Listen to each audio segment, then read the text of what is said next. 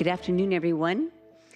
It is April 25th, and the Governance, Accountability, and Economic Development Committee will come to order. It is 2:03. I'm Sarah Nelson, chair of the committee. And just to all of our guests in the audience, thank you very much for coming. Will the clerk please call the roll? Councilmember Kettle. Here. Councilmember Hollingsworth. Present. Councilmember Rivera. Present. Councilmember Saka. Chair Nelson. Present. 5 present, none excused.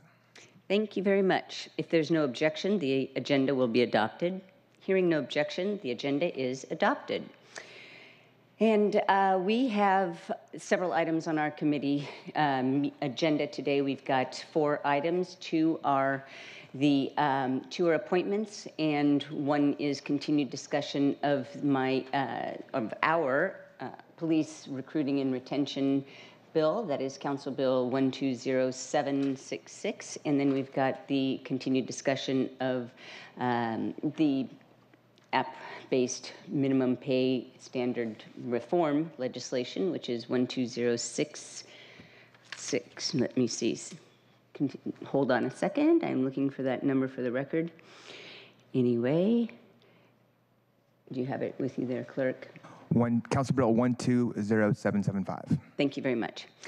All right, we'll now move into public comment. I just have a few comments to make before we begin.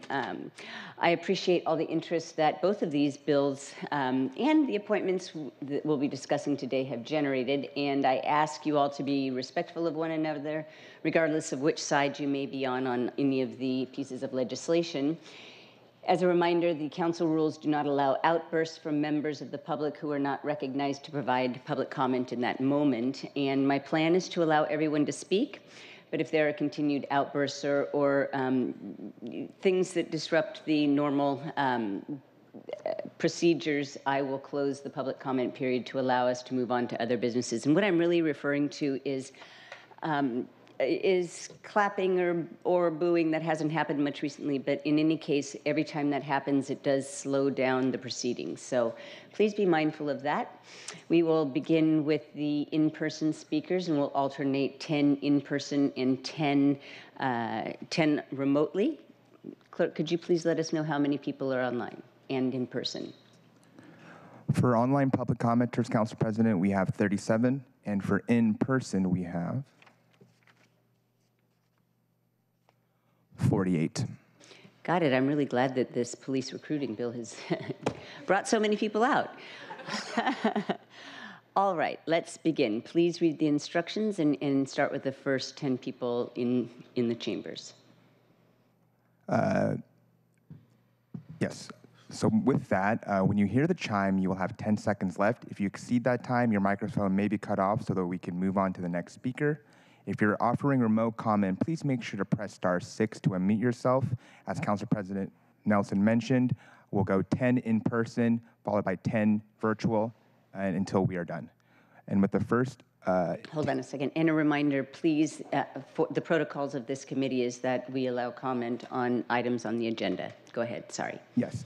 And to confirm that council rule, public comment must be directed to matters within the purview of the committee or items listed on the agenda. With that, the first 10, and I apologize in advance if I mispronounce your first or last name, but the first 10 in person will be Alex Zimmerman, followed by Gary Lardiziaba, followed by Michael Wolf, Jason Ogelink, followed by Kyle Graham, Elena Martin, Adam Fry, Carl King, and Robert Singleton to end the first 10.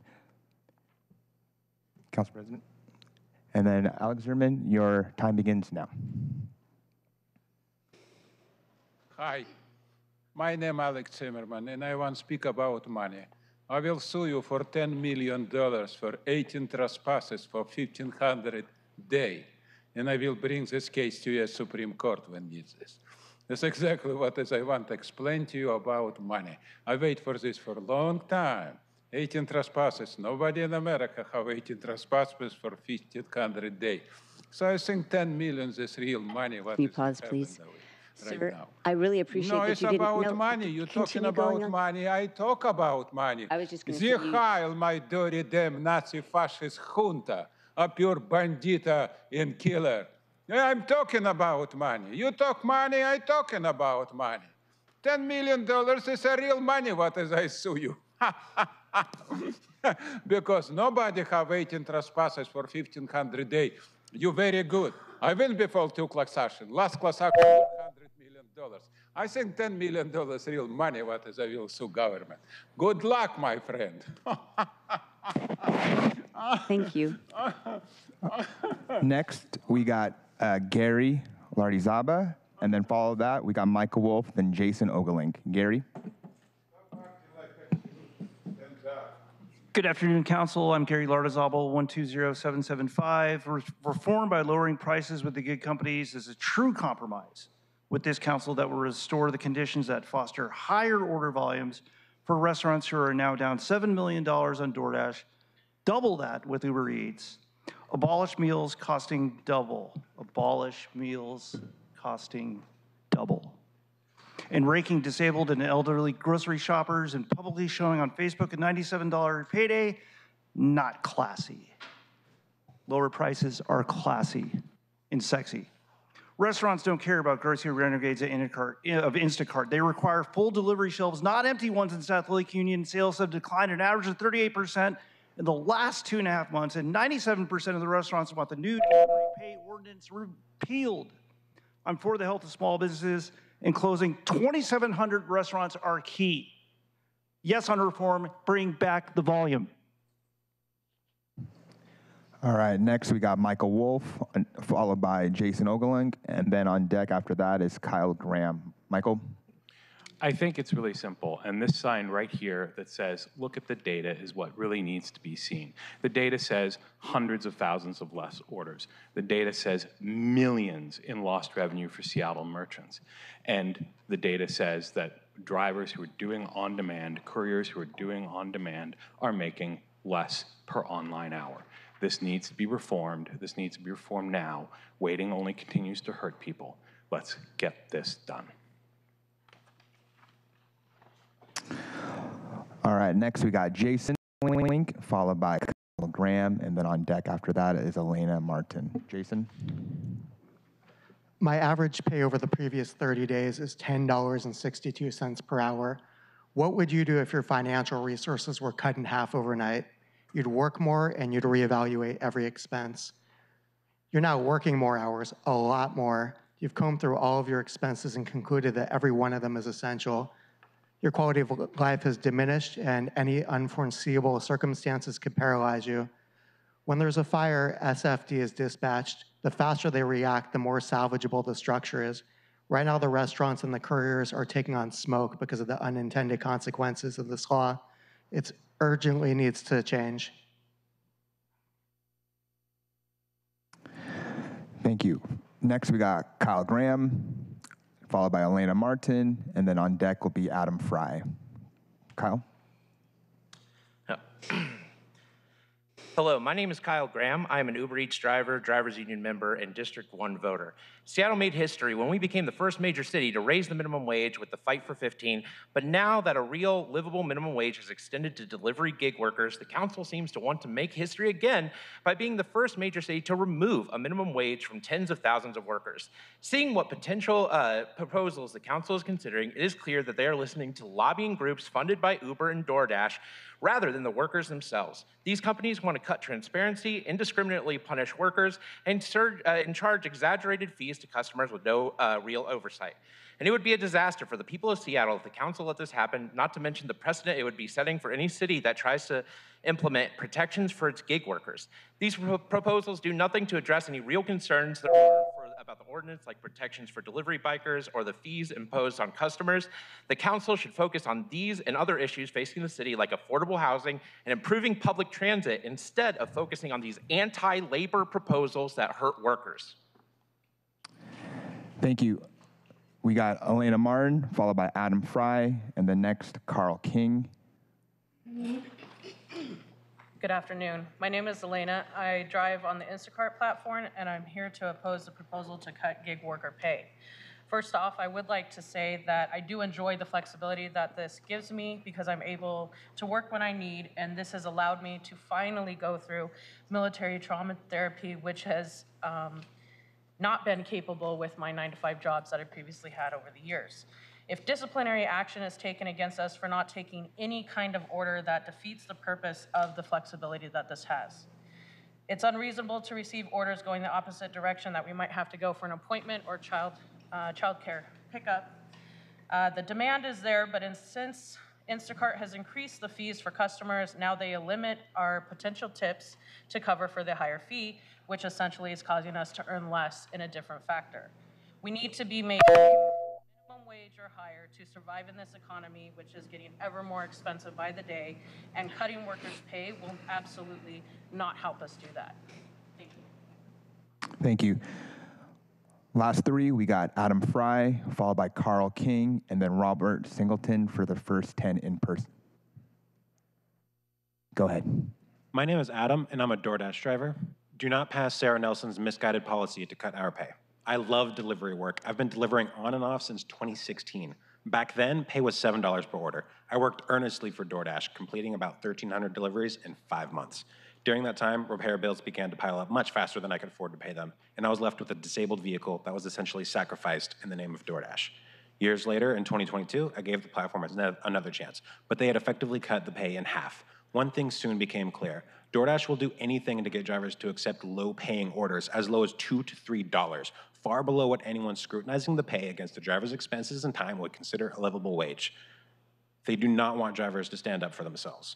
That's why DoorDash is doing what they're doing now. They are retaliating against drivers for demanding better and trying to tank their own demand to prove a point. Livelihoods are at stake here. Do not cut pay below minimum wage. All right, we got Carl King, and the last first 10 in person will be Robert Singleton. Carl? I just want to say that my feelings have been expressed by what I'm listening to, what I'm seeing, and I think it's very important that the city council pay close attention to these individuals who need more money to survive here in our economy that is so expensive. King County is one of the most expensive places to live in the country, and they need to be listened to. And that's why I'm running for city council. Thank you very much. All right, we got the last in-person first 10 will be Robert Singleton. Great.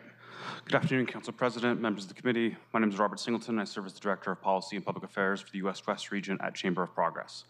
I'm here to express our support specifically for CB 120775 as outlined by staff, and broadly, the efforts being taken by this body to amend the minimum payment ordinance. The proposal before you may not be perfect, but it is crucial a step towards ensuring fair and equitable working conditions for gig workers while balancing the needs of consumers to have affordable access to essential services like groceries and food. As demonstrated in only a handful of months, the well-intentioned implementation of the prior minimum payment ordinance translated directly into an increase in cost of goods, made services more expensive for consumers, and disproportionately harmed vulnerable populations with limited transportation access and very few healthy food options in their area. It also resulted in decreased demand for delivery services, fewer orders for local restaurants, and reduced income for drivers. While you may have many policy options before you today, so long as you take into account the impacts on both drivers and consumers, we would encourage you to take immediate action in passing legislation before you because the current market conditions are untenable. Thank you. Council President?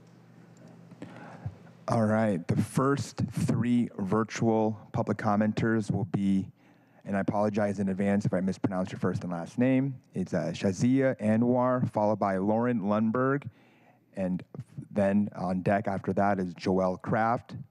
Shazia, go ahead.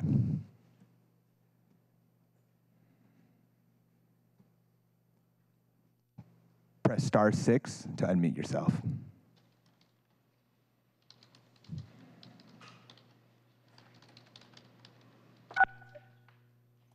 We hear you. Hi, my name is My name is Shazia Anwar, and I am a caregiver and member of SCIU 775. I am here to testify against the proposal to cut pay for the gig workers. As a caregiver, I know what it's like to be excluded from the basic labor law.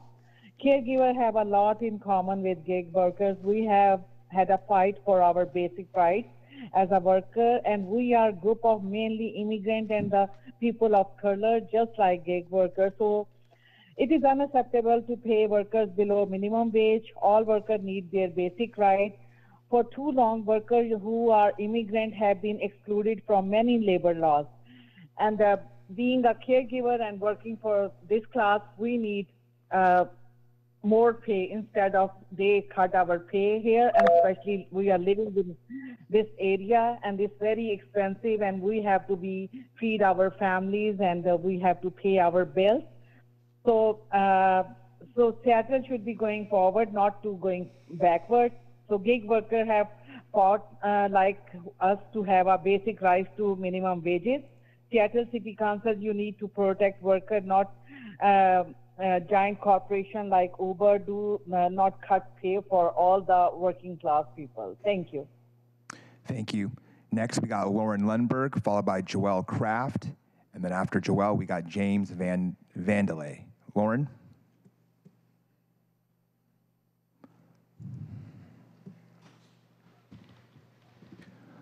Go ahead. Press *6 to unmute yourself, Lauren.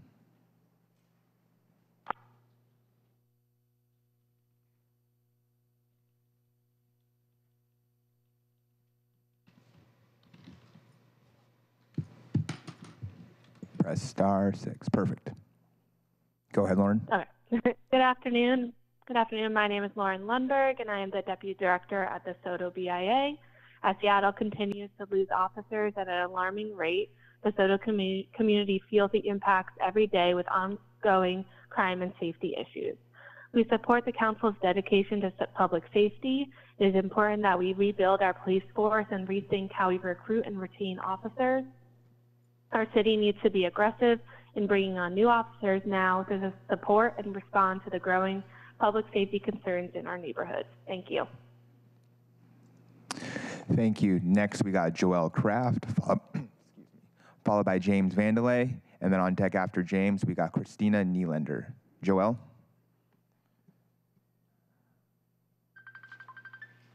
Press *6 to unmute yourself. Perfect. Hello, my name is Joelle Kraft, and I'm here to speak in support of upholding the minimum wage for gig workers.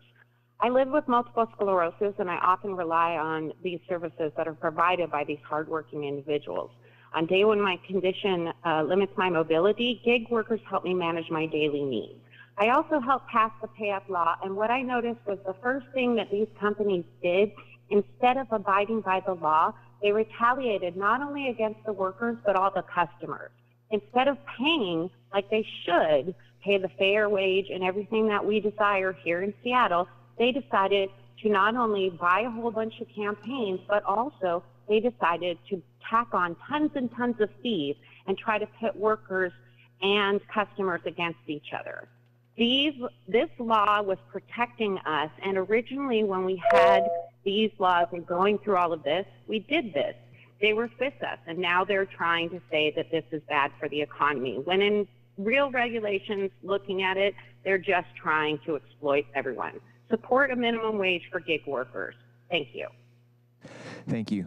Next, we got James Vandelay, followed by Christina Nylander, Mike, and then after that, we got Mike Sotilio. James, go ahead.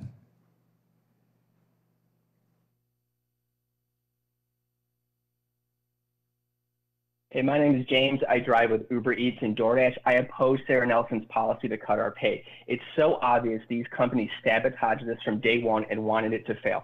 Ask yourself this: why would a company so aggressively alert their customers, hey, we're raising fees? They wanted orders to go down, upset everyone, and get this overturned and serve as a warning for other cities. Nelson's proposal is 100% straight off the desk of DoorDash and these companies. The mileage is a joke. Applying the pay rate every 2 weeks, that stuff is for employees. These companies have spent millions to make sure we're independent contractors, and removing protection so we can be fired anytime. Who is that for? Before this ordinance, they would charge customers $25, $30 in fees, give the drivers as low as $2 to $3. I wish the local news would cover that more. Do not reward these companies who've intentionally tanked the market and knew that drivers would suffer and everyone would suffer. Do not reward them at the expense of drivers, restaurants, and customers who are actually part of this community. Keep the ordinance.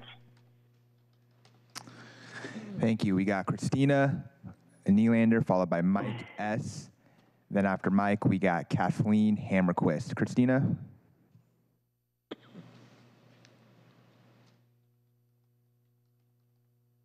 Good afternoon. My name is Christina Nylander. I work in civil legal aid for domestic violence survivors, and I also am a small business owner and an app gig worker through SUSE. I am here to speak on the gig workers bill.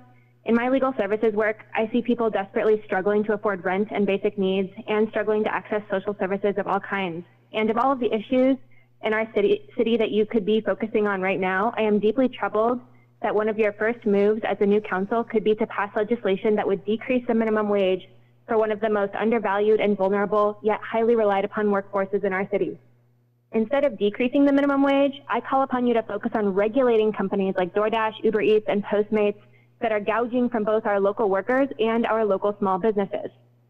You have the power to solve this issue for all of the people that actually live and work in Seattle, and you also have the opportunity to define the reputation that you will have moving forward, especially amongst the city's workers.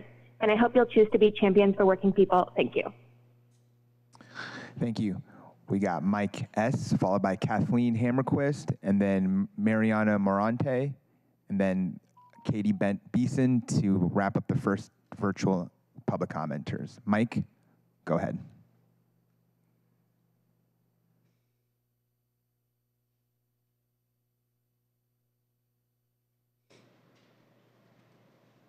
Hi, I'm Mike Sotelo with the Ethnic Chamber of Commerce, and we support the proposed amendments. It's going to help us in our small ethnic minority businesses throughout Seattle. We've been negatively impacted for several years. This is just some relief to where we'll be able to at least run a profit. So we support the amendments, the changes, and thank you very much. All right, we got Kathleen Hammerquist, followed by Mariana Morante. And then to wrap up the final first 10, we got Katie Beeson. Mariana, go ahead. Or sorry, Kathleen, go ahead.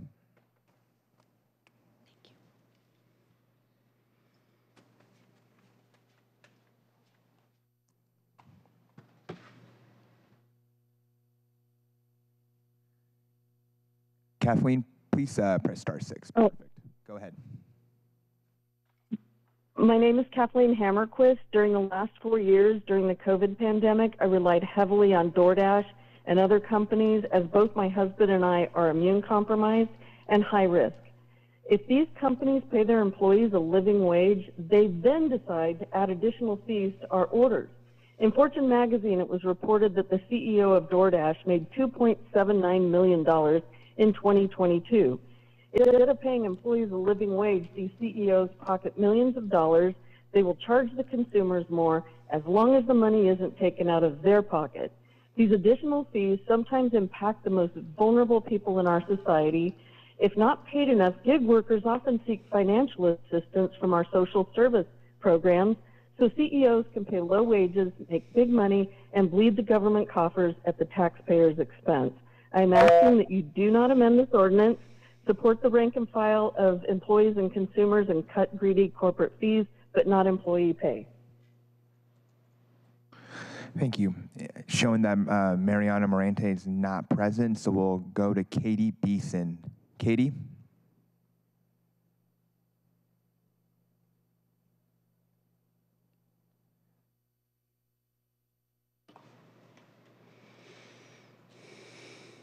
Madam President, members of the committee, my name is Katie Beeson, Government Affairs Director for the Washington Food Industry Association, representing independent grocers, convenience stores, and our suppliers.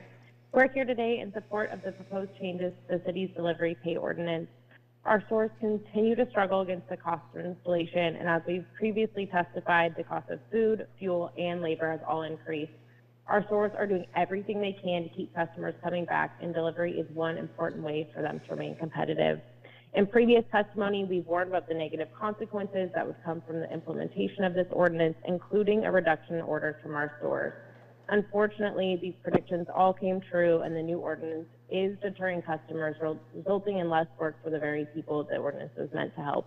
The proposal before you will restore app-based delivery in Seattle, set a new floor for minimum wage, plus mileage and tips for app-based workers, and also addresses the unworkable and detrimental piece of the new law. We encourage the council to act quickly to adopt these revisions. Thank you. Thank you. We're going to now transition back to 10 in-person public commenters. First three on deck, we got John Stamstad, followed by Michelle Balzer, and then following that, we got Tangi Webb. John? The average bike messenger in downtown Seattle is from Africa and Papua New Guinea and speaks only French. The average Central Seattle driver speaks Spanish. The people commenting on this bill, including me, are not representative of the market as a whole at all. Please advocate for the greater good, not the loud minority of Instacart, shopping couriers, and labor policy ideologues. Focus on the business fundamentals. Make the restaurants profitable again, and everyone involved will make a living wage like they did before PayUp. PayUp has caused workers in restaurants to lose 150,000 orders per month from just one network company. Last week, I made $347 in 54 hours. Last year, I made $1,024 for the same week in 47 hours of work. I spoke to a group of Papua New Guineans, and they work from 9 a.m. until 8 p.m., often 7 days a week, and average $6 an hour. Restaurants are down 38%. Fix that, and all of Seattle will benefit. The greatness of a man is measured by the way he treats the little man. Compassion for the weak is the sign of greatness. Thank you. We got Michelle Balzer, followed by Tangi Webb, and then after Tangi, we got Ivan D. Michelle? Hello. Okay, City Council President. At the beginning of your term, you made several comments and were quoted saying that you were going to fix a broken law and make it more affordable. You also said you weren't going to rewrite legislation. None of those are true. You did rewrite legislation. You just did it with the lobbyists for the corporate companies. You didn't involve all sides, like you said. You didn't fix a broken law. You haven't made it more affordable. There's nothing in this law or in this amendment that says it's going to be more affordable. There's nothing to bring the customers back if that was your intention. Stripping us of everything isn't going to make the restaurants get orders. I'm not sure how you correlate taking away our rights and our pay as making it more affordable for the customer. Maybe deliveries are down for these restaurants, but they're not losing money. Profits are up because they're not having to give 30% of their order sales to these companies anymore. They're not being exploited by these companies. You have to say no. You don't want to be the council that rolls back labor standards. Everyone is watching. Thank you. We got, after Michelle, we got Tangi Webb, Ivan D, and then after Ivan, we got Mupapa T. Tangi? Thanks. Good afternoon, Chairman and council members. I'm Tangi Webb, Vice President with SEIU 775. Sarah Nelson's drafts is a shameful attack on workers' rights and undermines the basic concept of minimum wages for all. The legacy of slavery, genocide, and economic exploitation of BIPOC communities means that the people that Sarah Nelson seeks to exclude from the minimum wage are disproportionately from these communities. Doing nothing to support the people most in need in itself is an act of institutional racism. This bill represents the most anti-union, anti-worker approach to gig workers' issues. This proposal would cut wages way down to 1997, right, for only engaged time, which is half than the IRS rate for mileage. Because these workers are independent contractors, it would codify into law a sub-minimum wage for these group of workers. This policy would be the lowest pay standard for gig workers that exist anywhere in the country. To date, there's no stakeholder meetings, no workers in this space, making sure you strongly step back from this legislator to not create sub-minimum wages for BIPOC communities and protect the workers. Thank you. After that, we got Ivan D, followed by Mupapa T, and then Lynn Reed. Ivan? Hi, my name is Ivan. I'm here to translate for Ivan and his written testimony from Russian. Hi, my name is Ivan. I am a worker on DoorDash and Uber Eats. I'm asking you not to mess with the minimum wage law for delivery workers, okay? I know there are some delivery companies trying to get around it because they think it's in their best interests, but they're just trying to take advantage of the system. They're sneaky and dishonest. They want to cut couriers' salaries, but I think we should stand up for our rights and say no to them. Let's talk about their charges to restaurants and see if we can work out a better deal that benefits both parties. They're trying to bring in new couriers from other cities and states, offering bonuses and prioritizing orders for them. But they're not giving orders to the old couriers in Seattle who were here before the new rules were put in place. They say there aren't any orders or not enough, but that's bullshit. There's no transparency or fairness in how they distribute orders. I can't trust what they say. I've seen it with my own eyes, and you can too. They cheat with the payment calculations for orders, and they've cut down on delivery times. So even if there's just a slight delay, they can shut down your account, or they can shut your account down without any warning. When they call Ivan, oh, sorry, that's it. Thank you. Following that, we got Mupapa T, Lynn Reed, and then Wei Lin. Good afternoon. My name is Mpapa Chibuabwa, a Uber driver in Seattle. I am here to strongly oppose the cut our pay. In a recent GeekWire article, Anna Powell of DoorDash said that Dashers were making $25 per hour before the Seattle ordinance that requires 26.40. That is a change of only $1.40.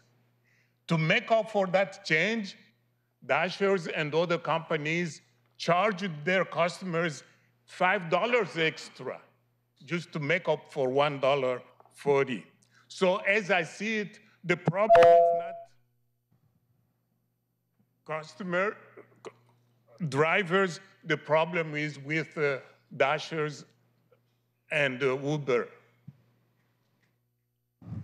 Thank you. Following that, we got Lynn Reed, Wei Lin, Elena Martin.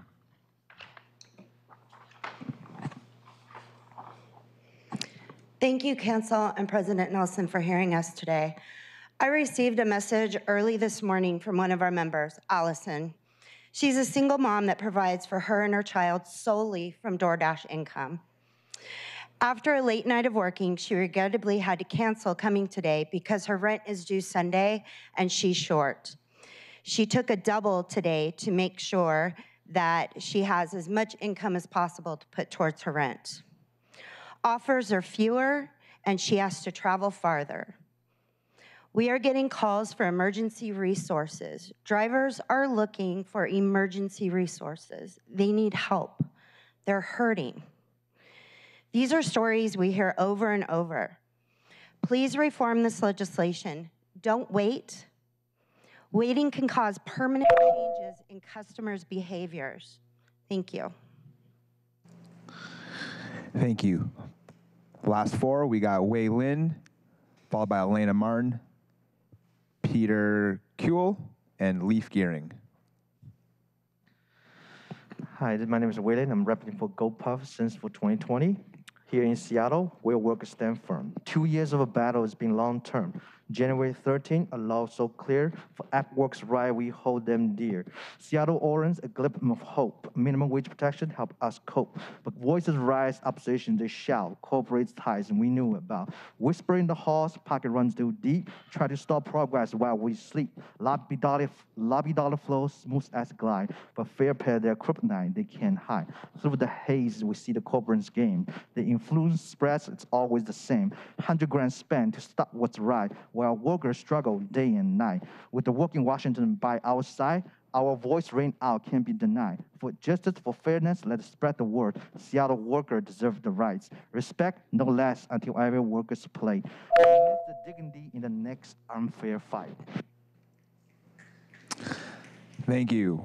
After that, we got Elena Martin, Peter Kuehl, and Leaf Gearing. Elena?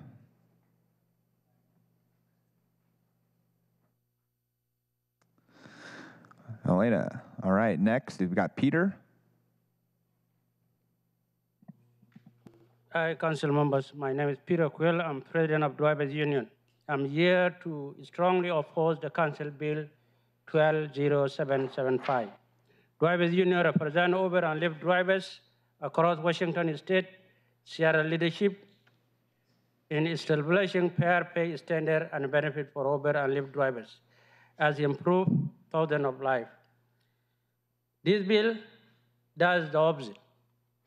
It cut pay for workers, setting a pay standard that is fair below the minimum wage. It is undermined enforcement, which will make it hard for a gig company who want to do the right thing to compete against the bad actors. It does not compensate fairly for expensive, meaning that drivers cannot cover the cost of maintaining and replacement of their work vehicle. We urge you to oppose this bill and to bring the real workers' voice to the table before considering issues that directly impact us. Thank you. Thank you. The last 10 in person. We're going to online, aren't we? Yes. Yes. And then, so we got the last round of 10 in-person commenters. We got Leaf G. Leaf, go ahead. I'm a former driver for Uber and Lyft and Uber Eats, and I am here in favor of preserving the pay-up laws as they currently are. My main issue, in addition to the proposals just being unnecessary, because things like transparency simply do not affect the bottom line. That doesn't actually affect how much income the company or the driver makes. But in addition to that, the one glaring issue with the proposed reforms is that they were only consulted with the people who, the corporations and the advocacy group Drive Forward. There was no effort to consult actual gig drivers, whereas when the pay-up laws were made, we consulted everyone from across all interests. And it's very important that if we're going to amend a law, that we at least make sure that everyone's voices are heard, in addition to amendments just being unnecessary. Thank you. Thank you. We're going to go back to 10 virtual public commenters. The first 3 virtual public commenters are going to be Mariana Morante, Tony Eng, followed by David Edmondson. Mariana?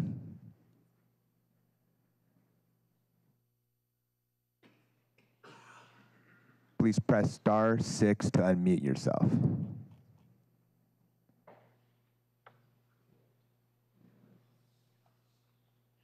Thank you. Good afternoon. My name is Mariana Morante, and I live in West Seattle. I am here to speak against Sarah Nelson's proposal to pay gig workers as of minimum wage. This proposal is a capitulation of public service, a complete surrender of the mandate of this council to work in favor of the city and its many inhabitants to please a few corporate interests. Companies that refuse or honestly can't operate without abusing small businesses, customers, and more importantly, exploiting low-wage workers. Why should the city and us save them from a failed business model? They should use the innovative and creative spirit they claim to have to maybe fix their business structure. This proposal reduces space, reduces transparency and flexibility, and does absolutely nothing to address the draconian fees imposed by companies as extortion to dismantle worker protections and erode public support for a policy that would make our economy a little bit. I honestly cannot see how this is being seriously considered, and I ask you to please listen to the workers being impacted. And yes, look at the data. Companies are imposing ridiculous fees at the expense of workers. Thank you. Thank you. Next, we got Tony Yang, followed by David Edmondson. Tony?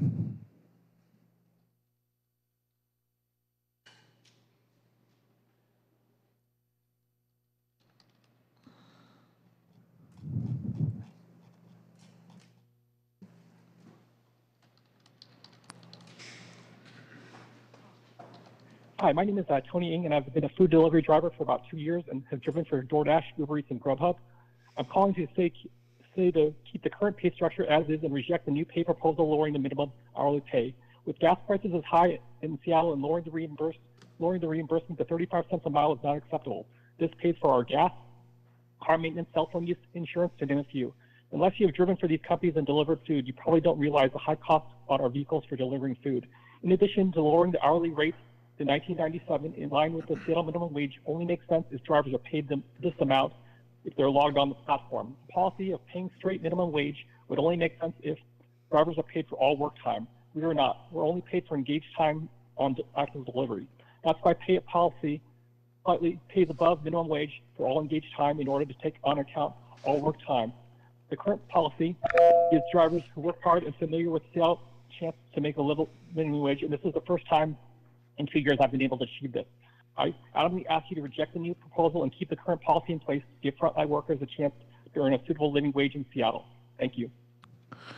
Thank you. Next, we got David Edmondson, followed by the next 3 virtual speakers. We got Jason Harris, Catherine Stanford, and then Brittany Journeau. David?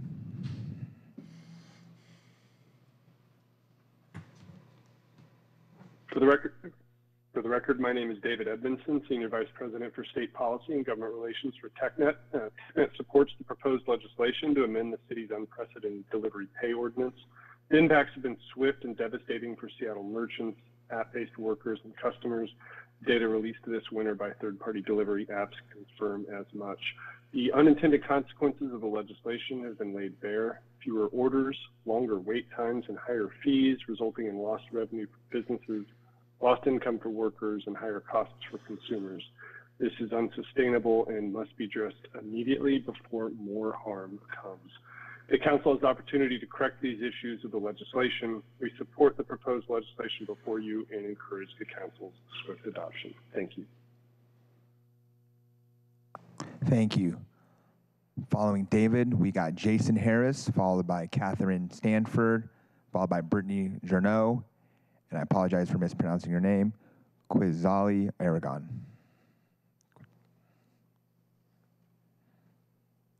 Jason?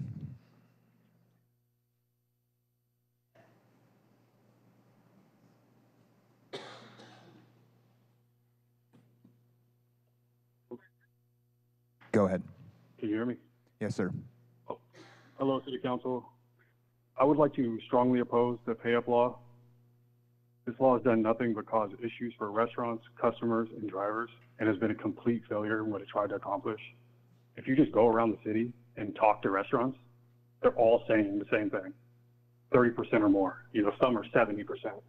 It's pretty bad. The shelves are empty everywhere, and the damage is getting close to irreversible.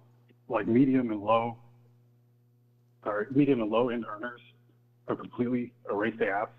They're not ordering. It's pricing customers out. And yeah, the customer base is decreasing by the day. And if we don't fix it now, it's not coming back. So yeah, thank you. Thank you. Next, we got Catherine Stanford, followed by Brittany Journeau, Quetzali Aragon. Then after that, we got Emma H., Edward Park, and then Mark Johnson. Catherine?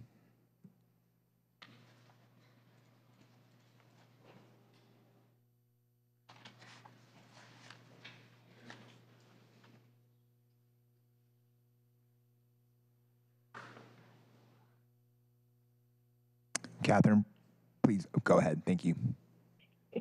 That's the second time I pressed star 6. So I'm Catherine Stanford. I'm speaking on behalf of the building owners and managers of Greater Seattle. We want to make sure and voice our support for agenda item number 3 that would further the recruitment and retention of police officers in Seattle. I think as most of you are aware, the commercial real estate industry, along with their tenants and support businesses, have suffered from the lack of adequate police presence, particularly in the downtown area. I understand that SPD has lost over 700 officers in 3 years, and at around 900 officers as opposed to the recommended 1,500, there's quite a gap to fill. We commend Council President Nelson and Councilmember Kettle on looking for and finding viable ways to make the process more streamlined and accessible. Thank you for the opportunity to speak. Thank you. Next, we got Brittany Journeau, followed by Quetzali Aragon. After that, we got Emma H., Edward Park, and then Mark Johnson. Brittany?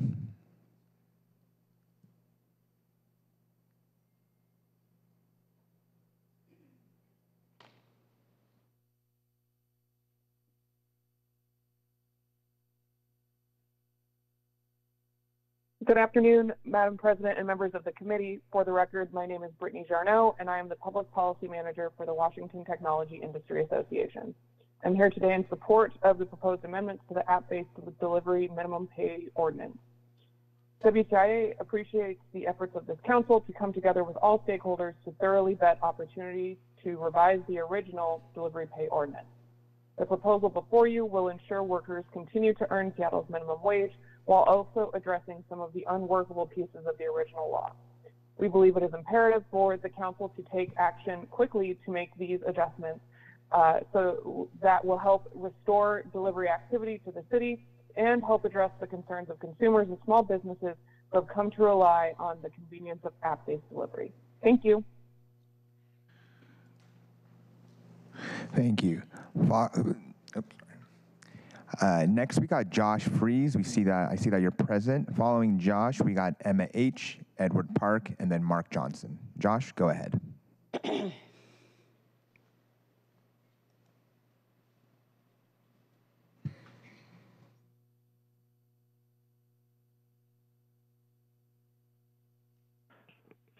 Hi, can you hear me?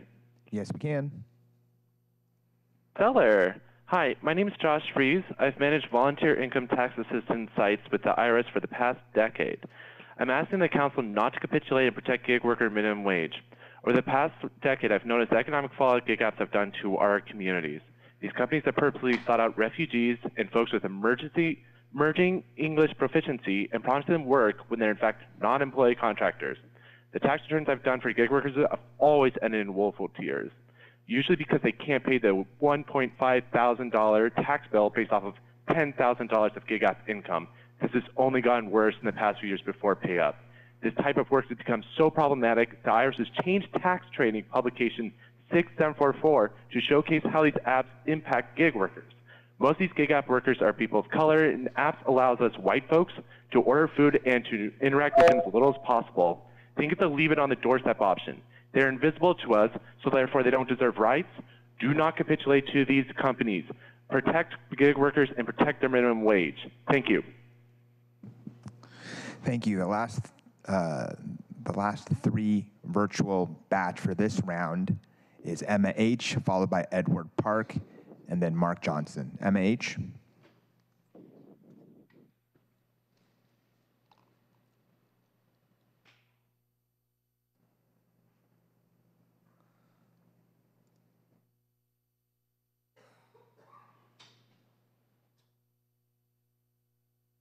Can you hear me now? Yes, we can.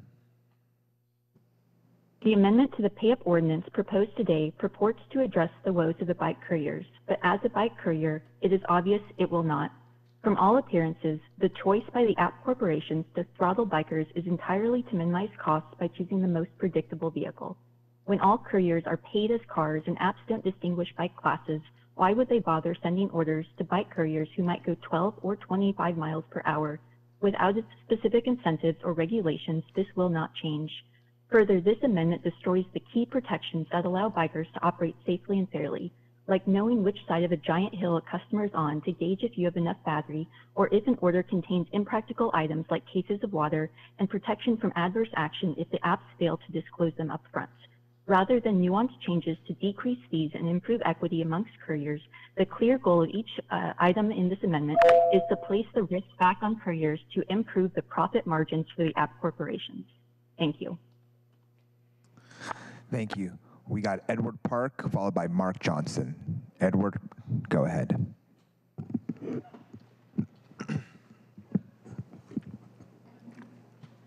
Hello, committee members. My name is Edward Park.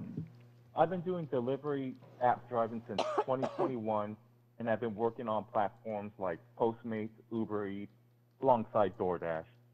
Despite currently working full-time running an online electronics store, I still rely on delivery driving for a significant portion of my total income. I like being a Dasher because of the flexibility it offers, allowing me to manage my schedule, run my business, and earn about 50% of my income through delivery work. Since the delivery law changed in January, I've experienced longer wait times for fewer DoorDash orders. Delivery work is becoming less predictable and less dependable. Please support this new council bill to make changes to the delivery pay law so I can get back on track with my financial goals. Thank you very much. Thank you. Next, we got Mark Johnson.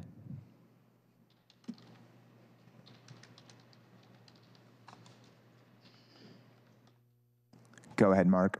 Good afternoon, Good afternoon, Mark Johnson, Senior Vice President of Policy and Government Affairs for the Washington Retail Association, here today to voice our support for legislation to revise the city's delivery pay ordinance. Seattle retailers are vital to the ongoing economic recovery in Seattle. Implementation of the delivery pay ordinance has hamstrung many retailers who rely on third-party delivery to connect with customers. Retailers are seeing fewer and smaller orders.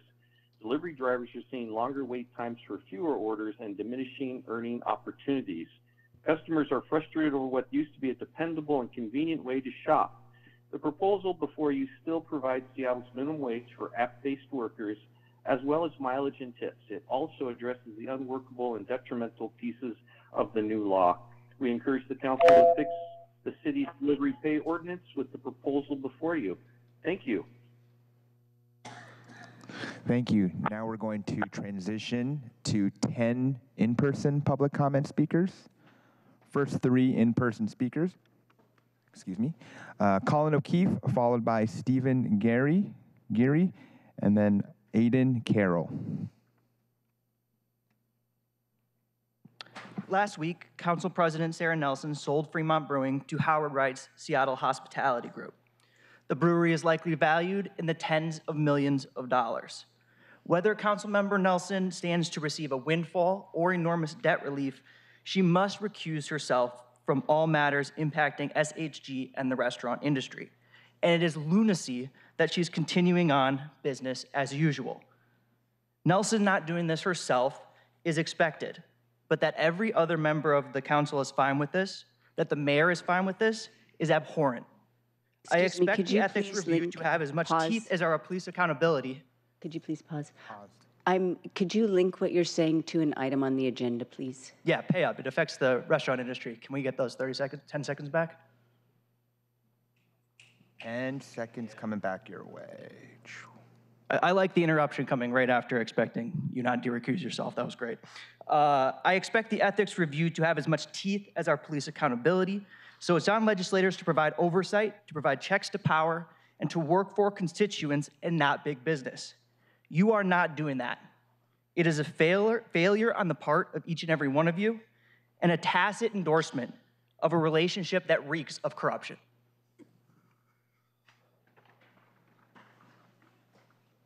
We got 1 minute back. All right, after that, we got Stephen Geary. Next, after that, we got Aiden Carroll, and then after that, we got Meredith C. Stephen. Hi, my name's Stephen Geary. I'm here in support of the pay-up ordinance, although I do want to say I support the police, and good luck trying to get them to come back here. Give the market a chance to adjust. So just kind of let it be, let the law be, and some independent businesses will be able to take back their revenue and offer in-house delivery jobs as a result. I also want to point out that people have been eating food in Seattle for a very long time. And we've also been able to deliver it to each other with no problem for as long as I can remember without an algorithm.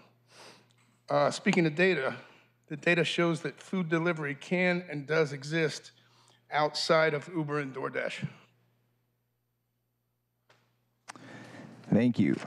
After Stephen, we got Aiden Carroll, followed by Meredith C. After Meredith, we got Kimberly Wolf. Aiden? So,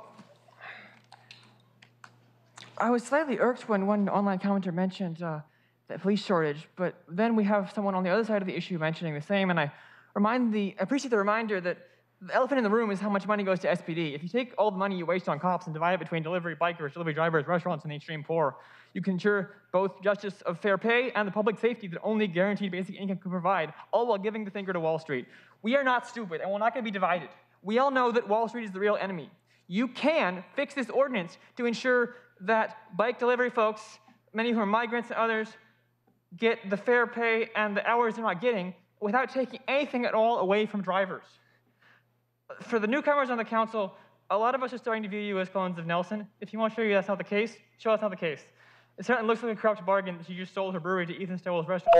No friend to workers. Or rather, her husband, Matt, did. Interestingly, that's also the reason she's no longer an authoritarian Marxist. We are here to work together to fight for everyone to be paid fairly. And the apps and their Wall Street owners are not going to divide us.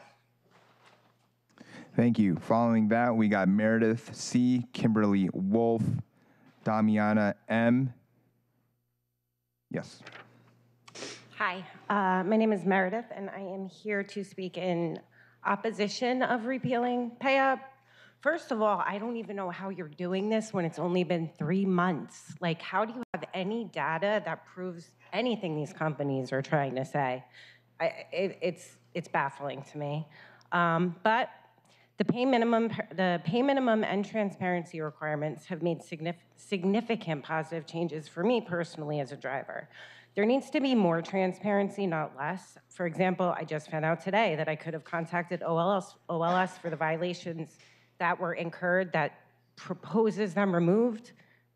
It's really confusing being here because these companies are doing exactly what the proposal wants to remove, like requiring us to give a rebate to the customers. They pay you not to do that. That's like corruption. I mean, it's just nuts to me, and I just went off track because I'm so frustrated. But if you're at least take some more time to review this because 3 months is too soon, and it's really hurting everybody. Thanks. Thank you. After that, we got Kimberly Wolf, Damiana M., followed by, apologies if I mispronounced her name, Giath A. Go ahead. Kimberly Wolf, gig worker.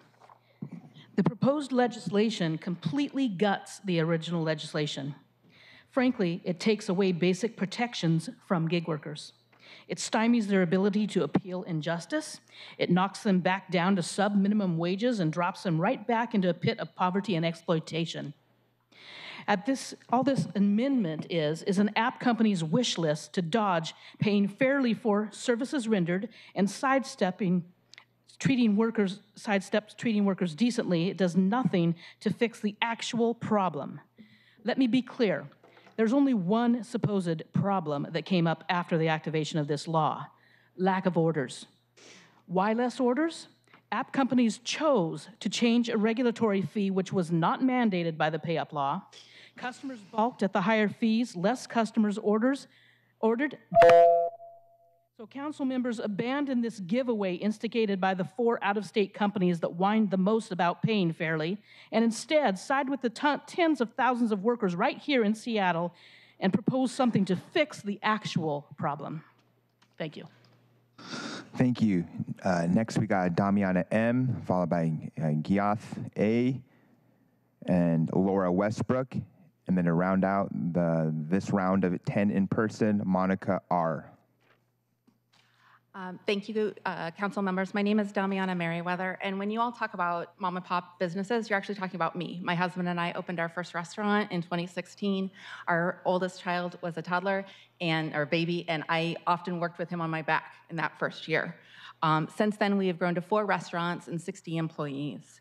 Delivery services were essential for independent businesses like ours to survive the pandemic, and even though their rates often ate up our entire margin, this council acted to mitigate those delivery apps' extortionate rates when they enacted temporary fee caps, and that action ensured the survival of small businesses like ours.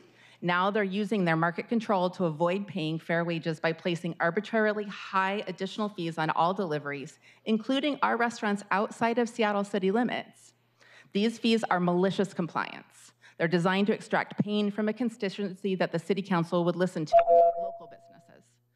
If they are successful, they will no doubt that they will use it again in the future without regard to the harm that it inflicts on local businesses like ours. Do not roll back wages. Instead, rein in corporate greed, please. Thank you. Thank you. Following that, we got Giath A., Laura Westbrook, and Monica R.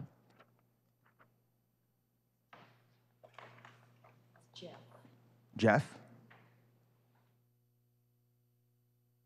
All right. Laura Westbrook? Hi, I'm Laura Westbrook. I live in District 5, and I'm here to oppose the proposal which would result in sub-minimum wages for gig workers. I garden, and I'm a sole proprietor of the Wild Weeder. Any contractor knows you have to charge above minimum wage for direct work to cover for the extra time and expenses necessary to operate a business. Independent contractors have the right to set a minimum and to refuse work. Part of what defines gig work is supposed to be the ability to choose when, where, and how much you work. Gig apps claim to offer this flexibility, yet incorporate stipulations that hamper flexibility. I say to Sarah Nelson and the gig app owners, don't encourage greed. You can still make a profit by improving the lives of gig workers. And a modification of the words from the Patriotic Millionaires, tax the gig owners. Thank you. The last this round's in-person public commenter is going to be Monica R.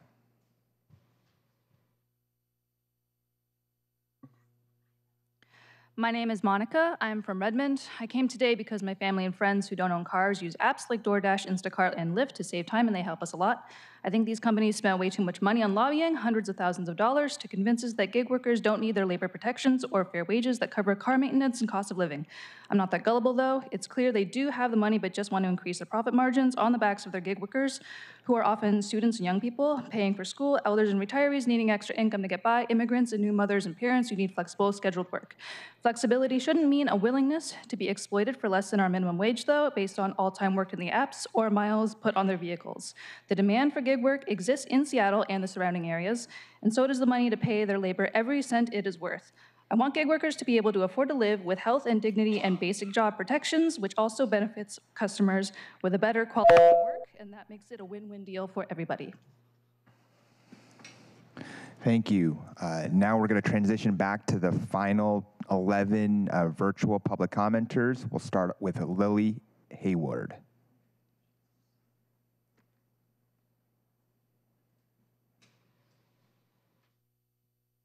Good afternoon, Chair Nelson and committee members. My name is Lily Hayward, and I am testifying on behalf of the 2,500 members of the Seattle Metropolitan Chamber of Commerce, ask you to approve the proposed improvements to the delivery pay ordinance within Council Bill 120775. When the original legislation was passed in 2022, its proponents did zero outreach to local businesses. Unfortunately, customers and small businesses are bearing the largest cost of that negligence today. A survey we circulated in March showed that out of over 100 restaurants, 97% are seeing decreased sales thanks to the ordinance. The revisions proposed today have come out of conversations with labor groups, businesses, and the community as a whole. This legislation is an example of the type of policy making that we hope this council will continue. One that puts Seattle residents first and prioritizes affordability and economic growth for everyone. Please approve Council Bill 10775. Thank you. Thank you. Next, we have Candace Gomez, following Kevin H. And after Kevin, we have Ariana Riley. Candace?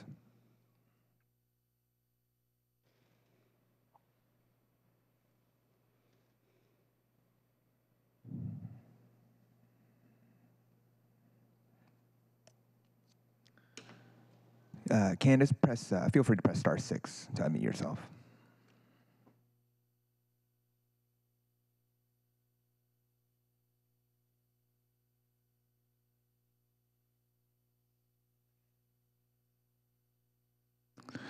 All right, we'll come back to you, Candace. After that, we got Kevin H., then Ariana Riley, and then Joshua R. Go ahead, Kevin. Good afternoon, members of the committee. My name is Kevin Heim, and I'm commenting today to express my concerns regarding Item 4, Council Bill 120775. First and foremost, the alterations to the minimum pay standards are out of sync with our community's shared desire to provide all workers with a fair wage for their work. These proposed changes eliminate pay parity with statutory employees in Seattle, a key reason this ordinance was passed in the first place. Furthermore, this restriction of OLS oversight authority and the elimination of requirements for affirmative production of records are deeply troubling. These measures undermine transparency and accountability, making it easier for network companies to exploit loopholes, lie to this council, and evade their responsibilities towards workers. Additionally, the proposed modifications to enforcement provisions, including the elimination of private right of action and the establishment of a cure period for certain violations, are not only out of sync with Seattle other labor laws, but also embolden companies to disregard labor standards as the cost of doing business. In conclusion, I urge this committee to reject the proposed changes and uphold the principles of fairness, transparency, and dignity in the treatment of app-based workers. Thank you for considering my concerns. Thank you. After that, we have Ariana R., Joshua R., Kevin B.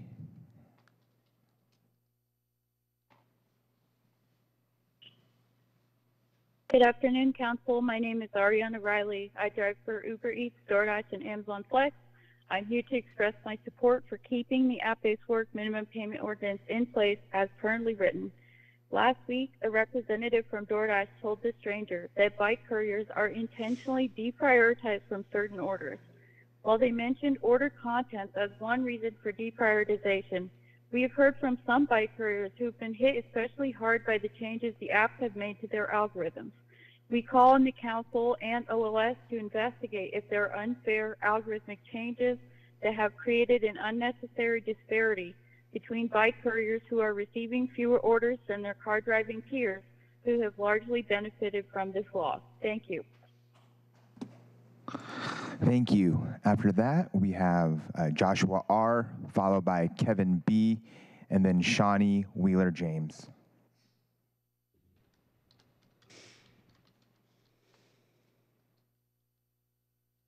Go ahead, Joshua.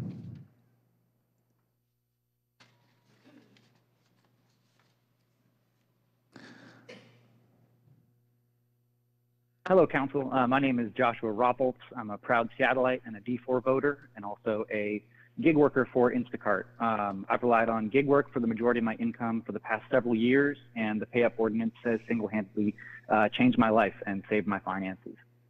Although I do sympathize with a lot of the concerns expressed by previous commenters about reduced order volume, I just want to point out that the only reason order volume is down is due to the excessive junk fees being charged by these billion-dollar corporations, which have sabotaged market demand as retribution for being forced to treat their workers like human beings with actual needs and rights.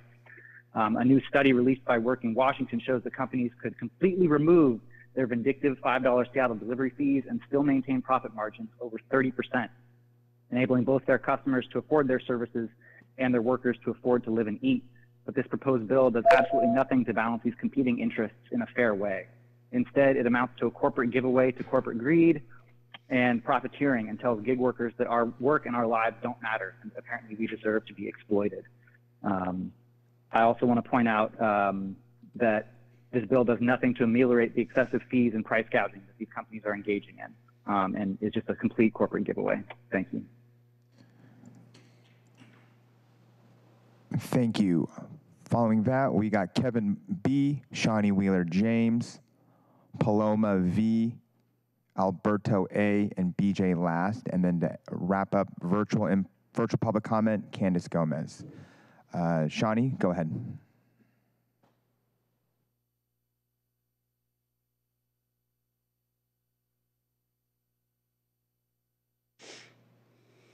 Thank you. For the record, my name is Shawnee Wheeler-James. I serve as Deputy Executive for MLK Labor. One of our labor councils represents more than 150 unions and over 100,000 of workers across King County. I want to be very clear, the labor community is opposed to any efforts to repeal or scale back gig work protections in Seattle. The rushed effort to eliminate these protections without a transparent process and genuine feedback from drivers and real worker organizations is irresponsible and inconsistent with Seattle's values. Gig companies are using the same playbook they've used in other cities. They retaliate with outrageous and arbitrary fees passed to customers in order to create political pressure. And it's about time we call their bluff. Seattle unions are worried that this effort is more than just about gig worker pay, and we are prepared to stand up and defend the things that make Seattle a great place to live and work. It includes minimum wage, health and safety, and funding for OLS. Thank you. Thank you. Next, we got Kevin B., followed by Paloma V., Alberto A., BJ Last, and Candace Gomez. So Kevin, go ahead.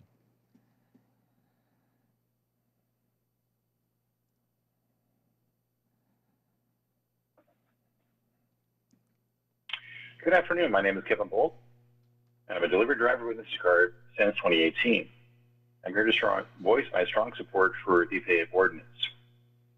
As gig workers, we're the backbone of the gig economy. It would not exist without us. The corporation would not be earning billions of dollars without our hard work and dedication. Part of this is literally because we paid into the work by virtue of covering repair and maintenance and fuel of our vehicles, and the time we spent being available while waiting for orders to be available. We have never been compensated for any of this. This is why we organized and worked with stakeholders across the region for years, delivering a thoughtful policy to address these problems, to ensure workers receive dignity and a living wage. App corporations are doing everything possible to avoid paying a minimum wage, using huge fees to gouge and angry customers, and hurting the workers' ability to do the work we wish to do, and trampling small businesses that rely upon us. The problem is not the ordinance, it is the app corporation's unregulated ability to impose huge fees. The council should examine the problem of the corporation's fees. Please do not roll back minimum wage for gig workers. Thank you. Next, we got Paloma V, followed by Alberto A, and BJ Last. Go ahead, Paloma.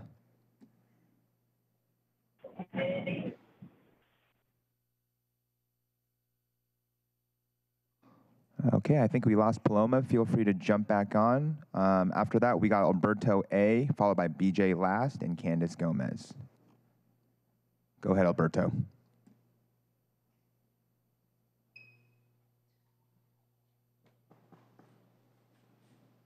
Hello, my name is Alberto. I'm a driver here in Seattle. What you guys are proposing is a repeal. And I say no repeal. As I said before, the issue is the corporations, big business, the junk fees. That's it. Everything else comes because of that. What you're proposing does not take away those fees. They may choose to take them away at some point, but this law or this change does not take away those fees. What you're proposing is a repeal.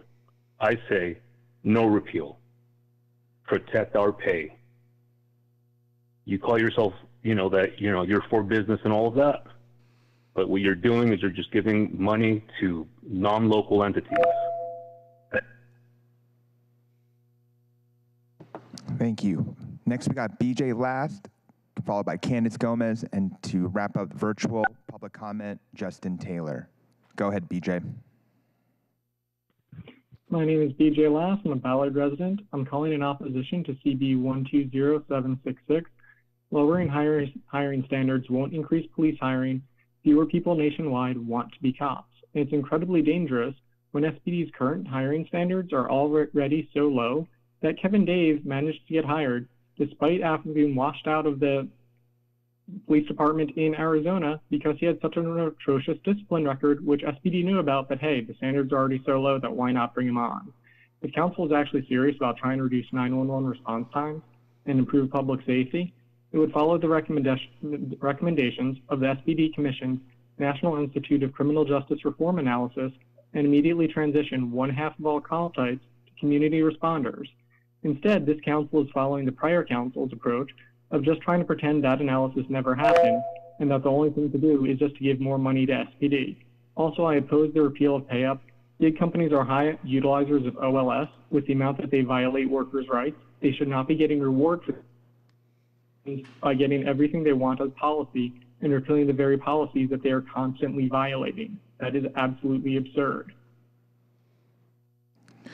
Thank you. After that, we got Justin Taylor, Candace Gomez, and I see now that Paloma V has jumped back on. So Justin Taylor, go ahead. I'm actually here in person. Oh. Switch to when you do in-person stuff or do event? Go ahead. Oh. Is it okay, Council President? Yeah, go ahead, Justin. Thank you.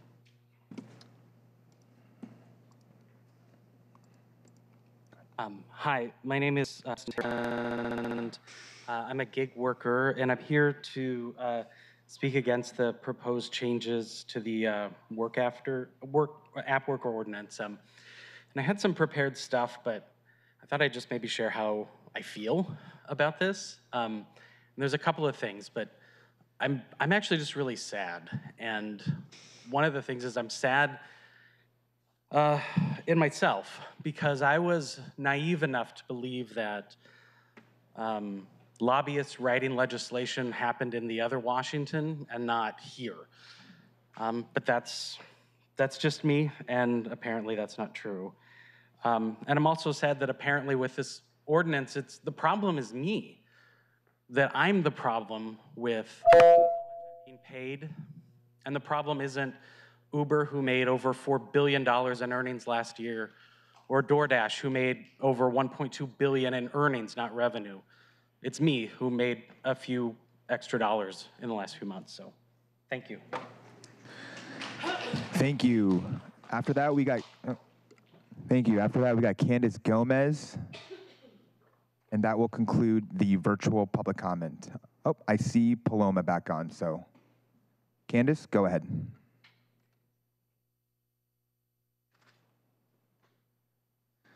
Candace, please press *6 to unmute yourself.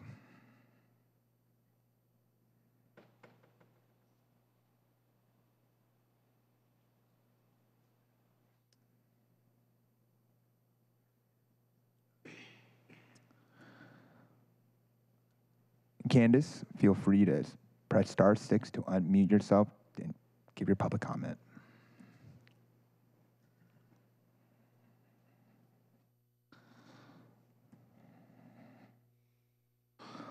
All right. Seems like we have Rochelle L. on the line. Rochelle, go ahead.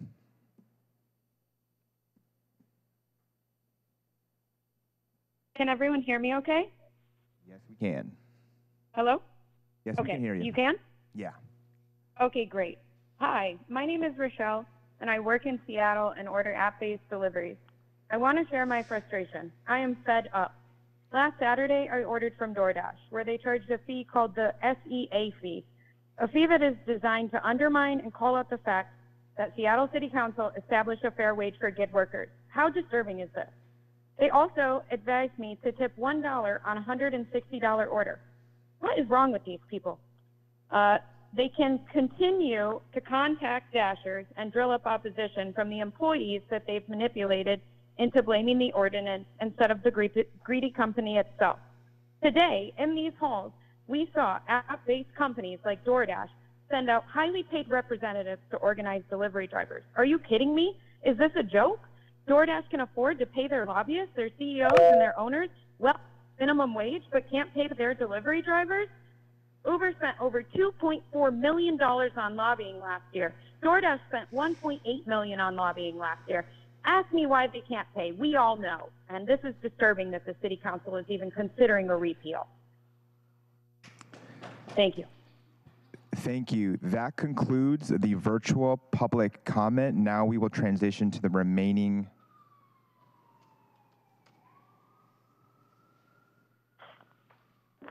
$16. For in-person public comment, we got Michaela Romero, my apologies, Roy Martin Brown, Thomas L., and Eric Franklin for the first four. We got Michaela Romero, Roy Martin Brown, Thomas L., and we have Eric F.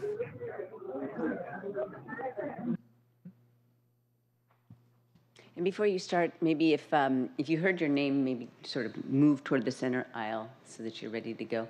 Go ahead, please. Thank you. My name is Michaela, and I work and use DoorDash in Seattle. A DoorDash gig worker was my hero on Wednesday when I had a migraine and couldn't drive. I'm struggling to be here today, but this is an important matter, important enough that I'm sitting here watching representatives from DoorDash walk around shaking hands of people holding pay up opposition signs and prompting them to hold their signs up, hold their signs up. On my $54 order, $50 of which was HSA, almost $15 would have been added as DoorDash fees without a Dash Pass, to which I still had to pay $3 with a Dash Pass. This order was outside of Seattle. This migraine emergency order would have cost someone inside of Seattle without a Dash Pass over $90 for a single order going 1.6 miles. This ordinance doesn't need to be amended. Corporations had time to instead amend their unethical business practices to make sure that the meat on the bone went to workers instead of the people at the top of billionaire dollar companies and not the lobbyists in this room. Do not amend this ordinance unless it's to solely target corporate retaliation. Thank you. After that, we have Roy Martin Brown, Thomas L., Eric Franklin, Hui Win, and Luis B.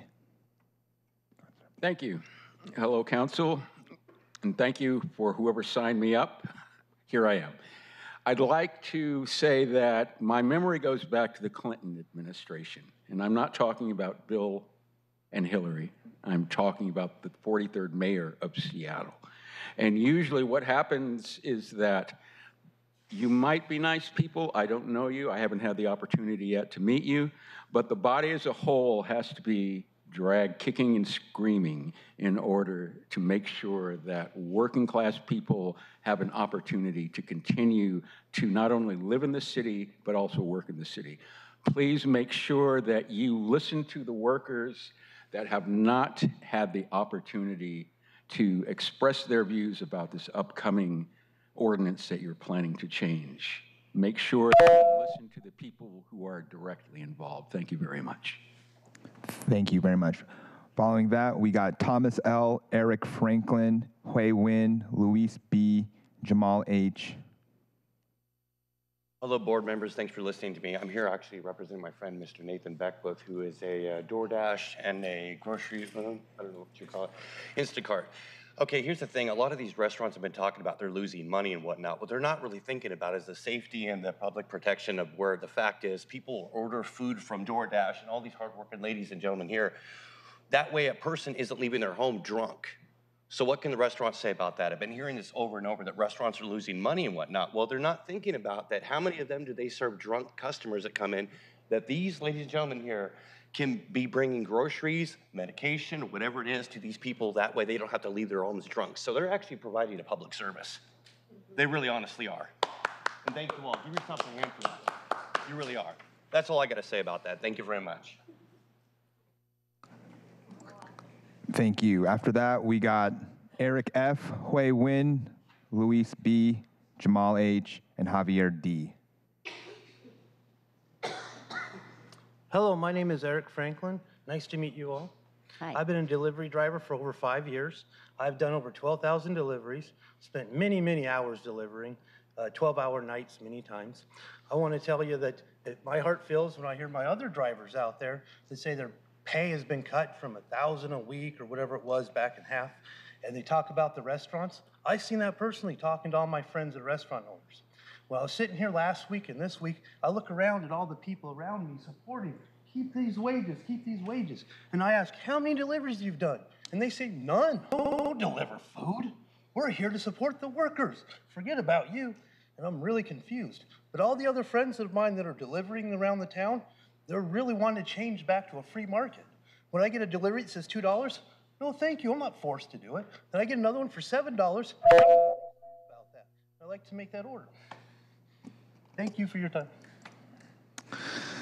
Thank you. After that, we got Hui Win, Luis B., Jamal H., Javier D., and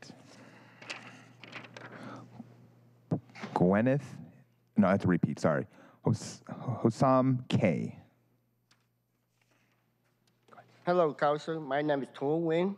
I've been a food delivery for app-based platform for the last 4 or 5 years. Before becoming a delivery worker, I spent over 20 years something in the restaurant business, but I have to stop due to the demand of the job. I work for several platforms. Now I'm with DoorDash. I work for 7-9 hours a day, 6-7 days a week. I like this work. It gives me flexible to choose my own work hours. I'm here to ask you to change the delivery pay law. I'm very frustrated, sometimes confused for the wait time, order since the new law took effect. This is now the recurrent problem. I need order to pay my bill. Order I have to find a different job if things stay this way. Please change the law. Thank you. Thank you. Following that, we got Luis B., Jamal H., Javier D., and I apologize for mispronounced your name, Hossam K., and then Antonio D. Luis? Do we have a Jamal H? What about a Javier D? Javier? All right, what about a Hossam K? All right, what about an Antonio D? Then we got Larry Shannon, Olivia Hill, Melissa G. Perfect, I think we have Larry Shannon and Olivia Hill next, and then you'll be following that.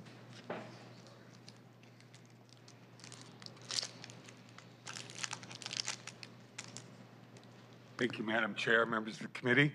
For the record, I'm Larry Shannon with Washington State Association for Justice, with over 800 members in the city of Seattle legal community and speaking in opposition to this proposal. It's a fundamental precept in our society that for there to be rights, there must be a remedy. That goes back to Marbury versus Madison. Our concern about this proposal is that it strips away any enforcement mechanism and therefore makes the rights meaningless. Three provisions in particular in here are of grave concern to us. One is the removal of the private right of action, that enforcement mechanism for individuals who are harmed, and no government role can take place because they don't have the ability to enforce those rights for those people. Secondly is the right to cure. Third is stripping away the anti-retaliation measures. Those put together create a virtual immunity for those companies that violate the law. We believe very strongly that incentives are created by having those provisions in the law to comply with the law that rewards fair competition and fair competitors and does not allow unfair competitors to get an advantage. I know my time's up. Thank you so much for hearing us out and for hearing us all out, Madam Chair. Thank you. We got Olivia H., followed by Melissa G., and the last public commenter, Council President, is Paul D. Olivia? Hi, my name is Olivia. I live in District 2, and I oppose the proposed changes to the pay-up legislation. As I was reading them over, I was pretty shocked and appalled at the scope of the changes, and it's hard to know where to start.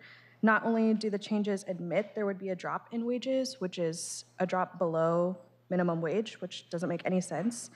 There's an entire transparency section that strips away good policy in the area of consumer protection and workers' rights. How does taking away record-keeping responsibility help customers and fix the whole issue of the fees, which is kind of the big issue? And in the bill, and where in the bill does it restrict the fees? Which is there in the first place, because instead of distributing their profits, the businesses are doing this. So as a constituent, I firmly oppose the changes proposed. Thank you. Thank you. Last two public commenters, Melissa G. and Paul D.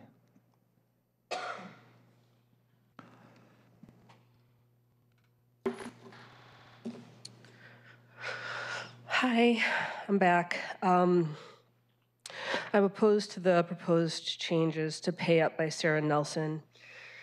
It's an indication of a glaring lack of awareness of the lifestyle differences between gig workers and their corporate employers. Who's influencing this council? Look around. These people know this city, its restaurants, grocery stores, and the Seattleites that live here better than any self-isolating wealthy people will. I know which stores have good cell signals, which neighborhoods would order a date night food and flowers versus a 6-pack of beer. The repeal of a minimum wage for gig workers would cause the wealth divide to continue to grow. As an Instacart shopper, I don't travel recreationally. I can't afford park passes and the gasoline to get there. I can't do regular clothes. I do thrift. I buy lentils and rice. across-the-board minimum wage, regardless of the type of job, seems like a bottom basic fundamental issue to protect workers. It's expensive to live here, and I've already stopped buying Starbucks. Please protect the lifeblood of this city, the gig workers. Thank you. And the last public commenter, Chair Nelson, is Paul D. How are you? I've been working as part of union, and I work in film for many years. Maybe some of you see me. I used to work in a Roseanne show, and I started doing work on the side, and eventually gig work came around, and I had to do this kind of work. And it used to be very beneficial financially, but over the time, I've seen things swayed more to one side than the other. However, in this instance, and I feel we are suffering from a pattern that is very common in America, is one-size-fits-all policies. And it might be that one group, people who do Instacart, for example, are benefiting from this, and I think that's great. But everybody that I've talked to come across, my compatriots who do on bikes, a lot of people who are on cars, hundreds and hundreds of people I've known are suffering, are completely obliterated. We have no work.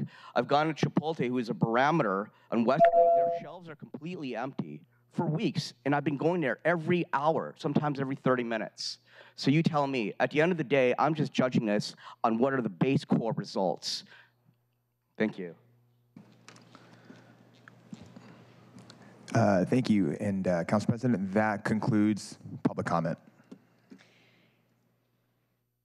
Okay. I now declare that the public comment period is closed. Moving right along. Clerk, can you please read the, I've already given the my chair's report. Again, we'll have 2 appointments, and then we'll discuss Council Bill 120766, and then discussion of Council Bill 120775. All right, Clerk, can you please read the first item into the agenda? Of course. Agenda item number 1, appointment of Marissa G. Baker as member, Labor Standards Advisory Commission for a term to April 30th, 2025. Briefing, discussion, and possible vote.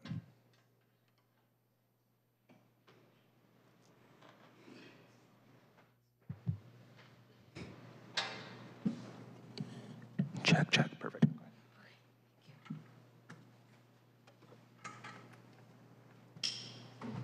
Hello, and thank you for your patience. Why don't you go ahead and introduce yourselves and just begin your presentation. Good afternoon, Council President Nelson, Vice Chair Kettle, and members of the committee. My name is Shuxuan Zhou, and I am a policy analyst at the Office of Labor Standards. I also serve as a commission liaison to the Seattle Labor Standards Advisory Commission, LSAC. Thank you for taking the time today to consider the mayoral appointment of Dr. Marissa Baker. I will provide a quick intro to LSAC, to the commission, and Dr. Marissa Baker, and then Dr. Baker will talk more about herself.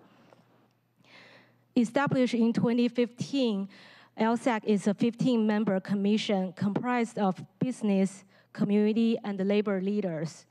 LSAC is tasked with advising the Office of Labor Standards, the mayor, and city council, and other agencies regarding wages, working conditions, worker safety and health, and labor standards and protection. The Commission also provides feedback to OOS on the implementation of labor standards ordinances. Finally, the Enabling Ordinance SMC 3.15 charges LSAC to recommend efforts to achieve workplace equity for women, communities of color, immigrants, and refugees, and other vulnerable workers. Dr. Marissa Baker is an assistant professor in the UW Department of Environmental and Occupational Health Science and the deputy director of the Northwest Center for Occupational Health and Safety. Dr. Baker's research centers on occupational experiences of vulnerable and underrepresented groups. During the COVID-19 pandemic, she worked closely with a variety of worker organizations, government and industry partners to characterize physical and mental health impact outcomes experienced by workers, characterize their risk perceptions and needs, and propose and evaluate interventions for safe work. Dr. Baker has extensive experiences serving at advisory committees for international and national agencies, including, it's a very long list, including the International Agency for Research on Cancer, the EPA Science Advisory Committee on Chemicals, the OSHA Construction Safety and Health Advisory Group, and WHO Technical Advisory Group on Occupational Burden of Disease Estimation. And now I'm going to pass it on to Dr. Baker to introduce yourself. Hi there. Thank you for considering my appointment today. As we just heard, I'm an assistant professor at the University of Washington in the Department of Environmental and Occupational Health Sciences. That's located in our School of Public Health at the University of Washington. I study how work impacts health, both how it positively impacts health and how it can negatively impact health. My work has spanned from studying manganese in steel and how that impacts the neurological function of welders. I've done work with bus drivers, marine operators. I've done work on both physical health outcomes and also mental health outcomes. And I remain committed to using data and evidence-based methods to understand how we can improve work experiences for all workers in Seattle. When my graduate students start with me, one thing that they always say is, I want my research to impact policy. I want to change OSHA. And usually what I tell them is, probably your master's thesis is not going to change OSHA.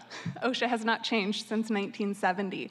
But your master's thesis and the work you do might have impacts in local government. And I really encourage my students to get involved locally because, we obviously have, we're a leader in the country for the progressive policies that we have for workers here.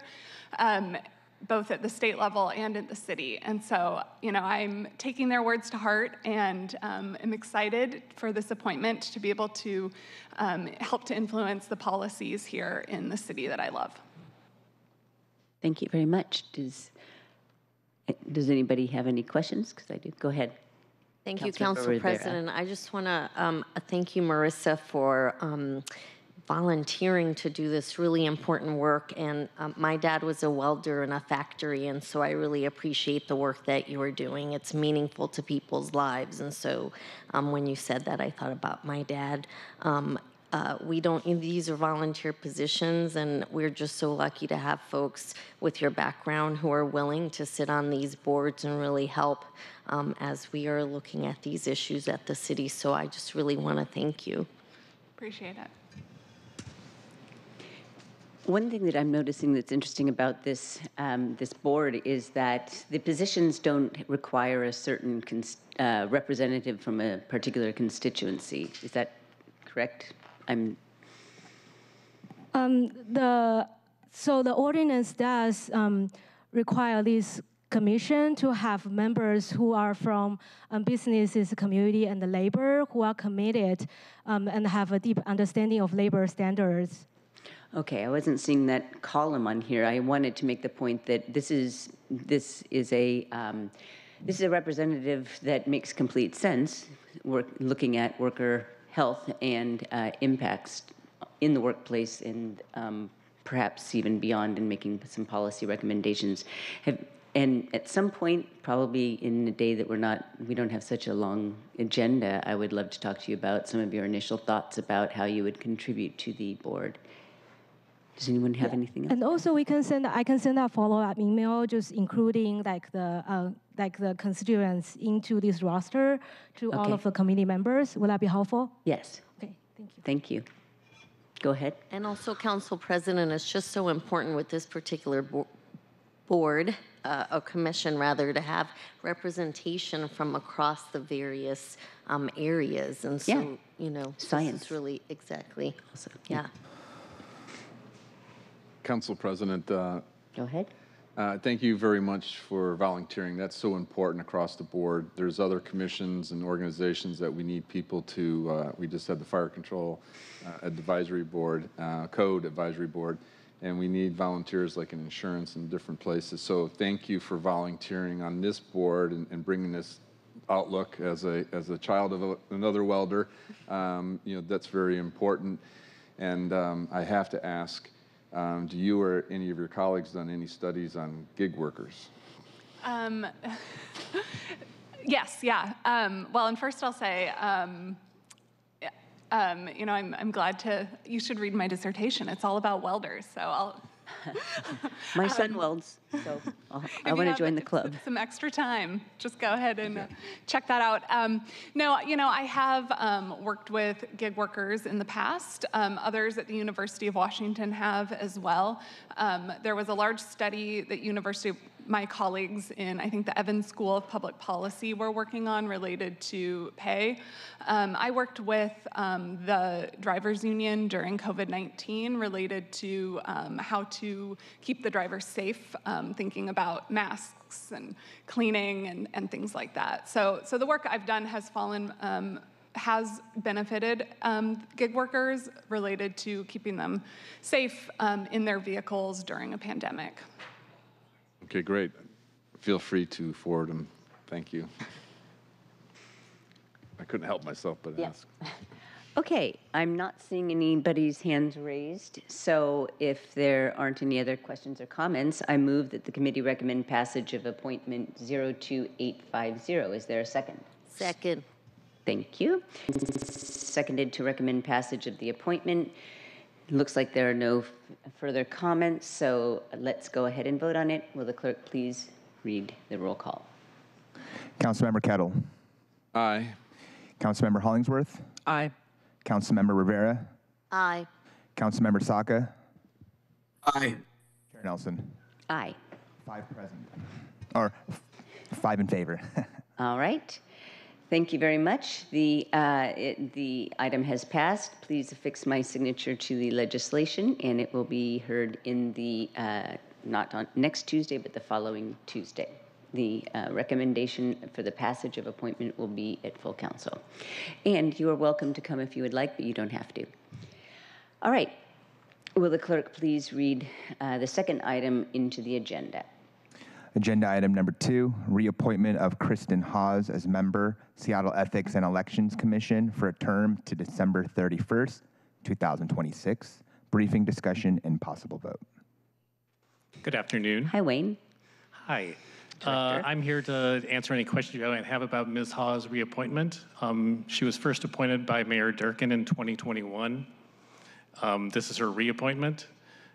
She is right now the chair of the commission, so she's just ascended. She was the vice chair and now the chair. A very able attorney, now a retiree, community activist. So yes, happy to answer any question you might have. Is there a term limit? Do most people, is it assumed that a person gets 2 terms and then do they term out, or how does it work? For the most part, since I've been here, it's generally been 2 terms. I believe Bruce Carter from Queen Anne, he served 3 terms, but yes, for the most part, it is 2. Okay, I am reading here that Kristen is a member of the Seattle Summit Law Group. She was. I'm sorry, she's retired. Oh, she was. So yes, okay, she's retired. Got yes. it. All right. Well, I do not have any questions for you about this reappointment. Do any of my colleagues? No. All right. Then I will go ahead and move the appointment. I move that the committee recommend passage of appointment 02833. Is there a second? Second. Second.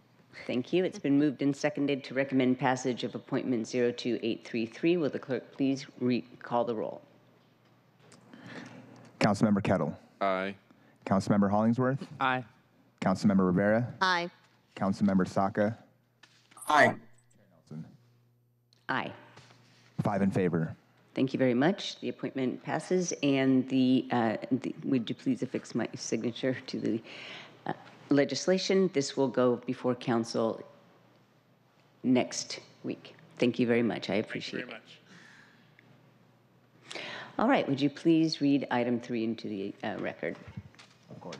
Agenda item number 3, an ordinance relating to recruitment and retention of police officers in the Seattle Police Department SPD, transferring positions from Seattle Department of Human Resources, SDHR, to SPD, creating in SPD a recruitment and retention program, amending Ordinance 126955, which adopted the 2024 budget, changing appropriations to various departments and budget control levels, and from various funds in the budget, amending Section 4.08.070 of the Seattle Municipal Code, and ratifying and confirming certain prior acts. Briefing and discussion.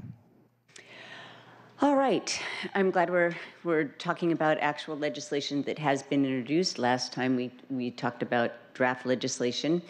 So colleagues, you were elected in large part on the strength of your position on public safety. And now that you've been in office for 100 days, you're experiencing firsthand the frustration and anger and impatience from your constituents on what they perceive as our failure to really improve on public safety, and one of the reasons for that is our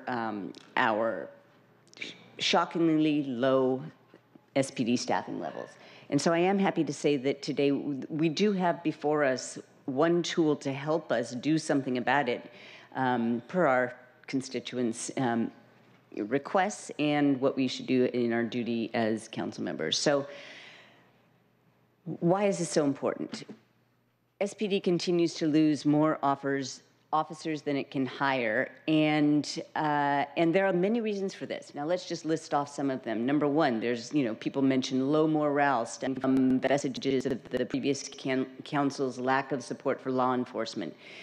There are people, then there's the fact that they've been operating without a contract, which results in the fact that their wages have not kept up with inflation or cost of living increases in Seattle or neighboring jurisdictions.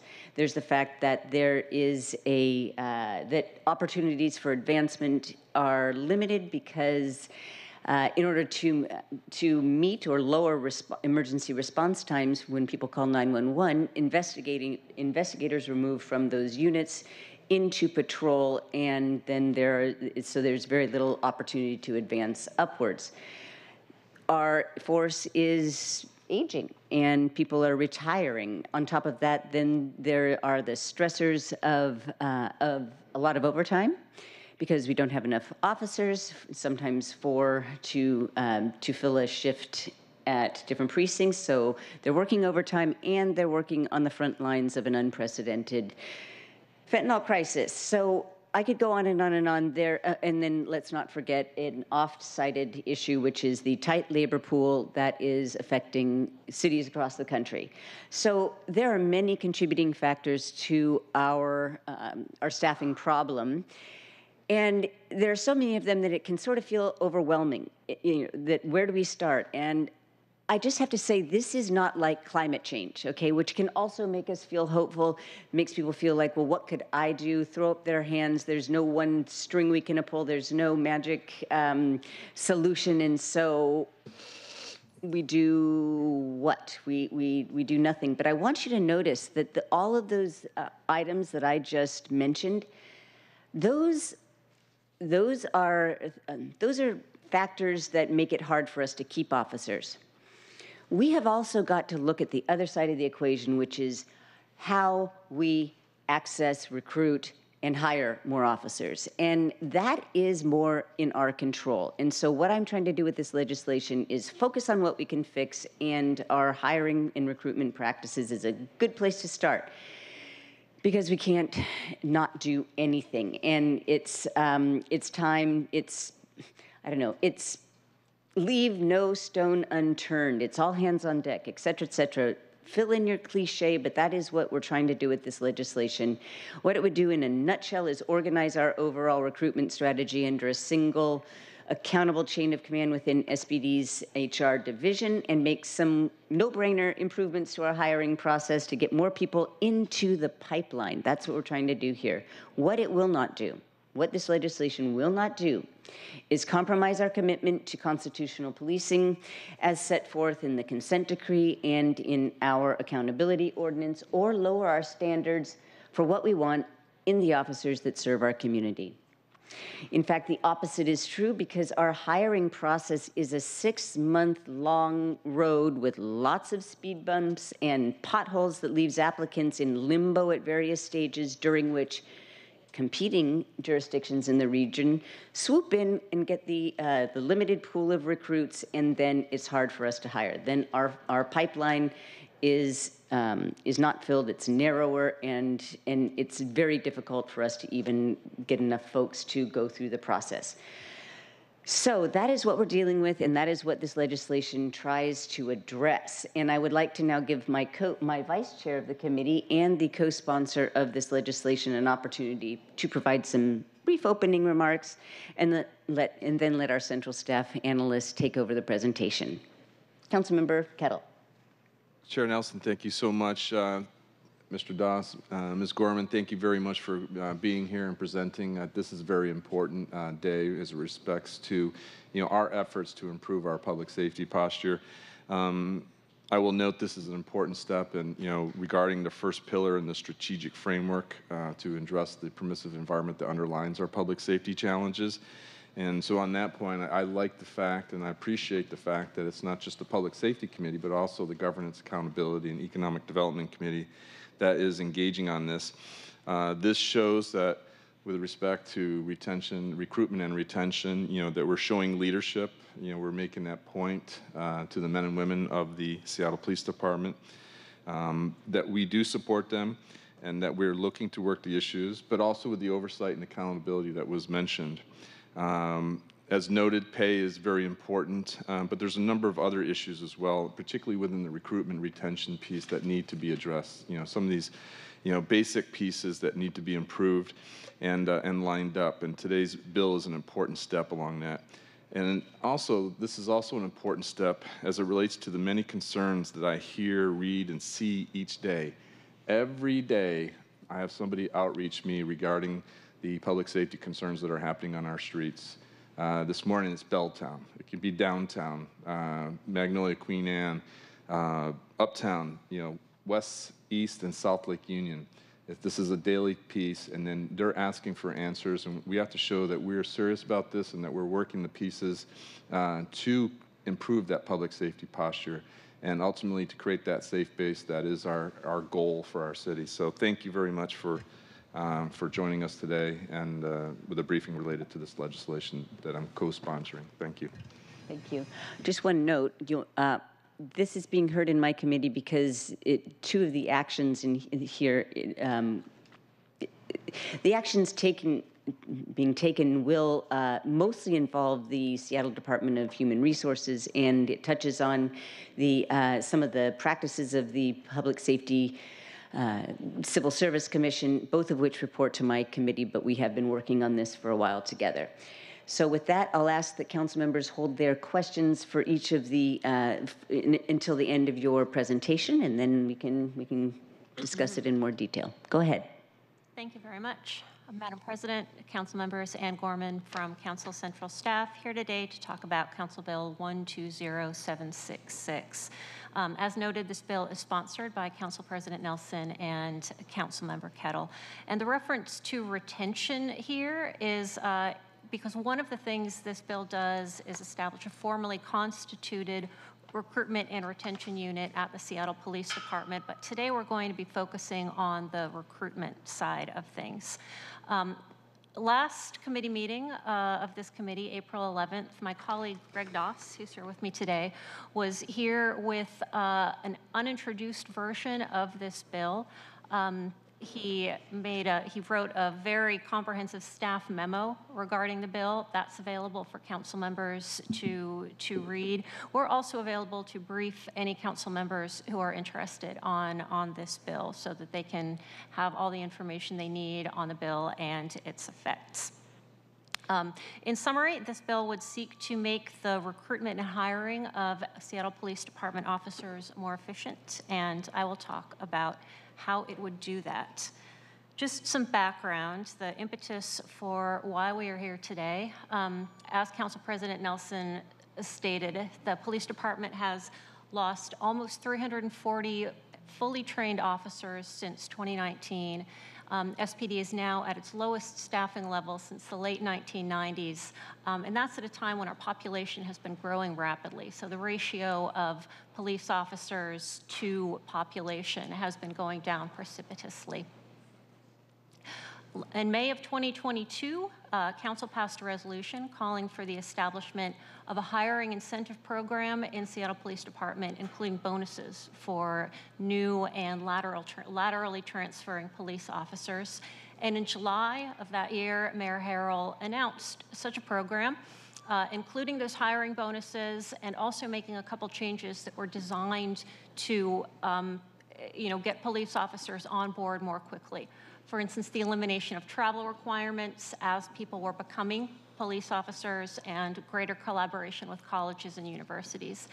That initiative also included factors designed to retain current police officers. In August of 2022, Council authorized and allocated funding for this plan and created 4 positions in the Seattle Department of Human Resources, SDHR, to launch it. However, despite this investment and despite these legislative efforts, there has not been an appreciable increase in SPD officer hiring, and that has been of concern to council members this year. On March 12th, the Public Safety Committee featured a panel of stakeholders in the SPD hiring process. Both of the sponsors of this bill participated in that conversation, and they advocated some process improvements. First of all, they expressed interest in reorganizing the recruitment initiative, following best practices and instituting accountability measures. And they also had some thoughts about how to improve the efficiency of the middle phase of the officer hiring process. I'll talk a little bit more about the middle phase a couple slides from now. Tama, next slide, please. Who are the stakeholders in police officer hiring? There are many of them. Let's just walk through right now. Certainly the council and the executive, as we have seen. The Public Safety Civil Service Commission, PSCSC, also has a role in police officer hiring. That is an independent body that, among other duties set out in the city charter, directs the development and administration of merit-based civil service exams for the Seattle Police and Fire Departments. And its functions are also governed by state laws. And just to be explicit, anybody who wants to become a police officer or a firefighter in the city of Seattle must take and pass a test. Everyone takes and passes the same test. It's a level playing field. The Seattle Department of Human Resources houses the Fire and Police Exams Unit, which conducts those exams and works closely with people who may be taking those exams, have taken those exams, want to understand the entire process of becoming a police officer. And the Seattle Police Department, of course, has lost a lot of officers, is interested in bringing the number of deployable police officers back to a level that supports the need in the city of Seattle. And the impacts of the low staffing are deeply felt at the police department. Not only are response times lower because there are fewer officers to send to calls, but officers who are incumbent are working a lot of overtime, which can have health and morale impacts on them, as you observed, Council President. Recruiting is a function that is currently conducted in both SDHR and the Seattle Police Department. According to sponsors, the ultimate goal of this bill is to improve SPD's ability to recruit and retain sworn officers and start reversing what has been a downward trend in officer hiring. Can I have the next? Thank you. So what's going on here, this slide shows a fairly simplified representation of the status quo in terms of the hiring process for police officers. I will walk through the status quo up top and then talk about the changes that this bill would make. As you can see, and as I referenced on the previous slide, recruitment is currently housed both in the police department and in SDHR. Recruitment is essentially the gaining and maintaining of people's interest so that they step forward and they say, yes, I'm going to take the test. I'm going to see whether I'm eligible to become a police officer. Once they make that decision, the test that they will be taking has been selected by PSCSC according to criteria that are set out in the RCW, the Revised Code of Washington. And those criteria in layman's terms are that the test needs to be practical, it needs to be fair, and it needs to measure the things that they will actually be doing as police officers. The test that is selected by PSCSC is administered by the SDHR exam unit, which I also mentioned on the previous slide. Their role as test administrators is laid out in the Seattle Municipal Code, but they do more than that. It's really an outreach relationship that they have with people who are taking the test. They can answer questions about it. In case somebody does not pass the test the first time, they can say, here are some things you can do. Here's when the next test will be offered. It's a very service-oriented relationship that they have sometimes with candidates. The exams are administered. A subset of people who take the exams pass the exams. And what is developed from the list of people who pass the exams is something called an eligibility register. And this is essentially a list of everyone who is eligible based on the last test event to become a police officer. We say eligible because after they have passed the test, there's still a number of steps that they have to go through to actually become a police officer.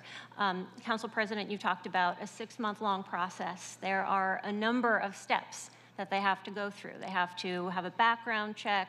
They have to have a psychological check.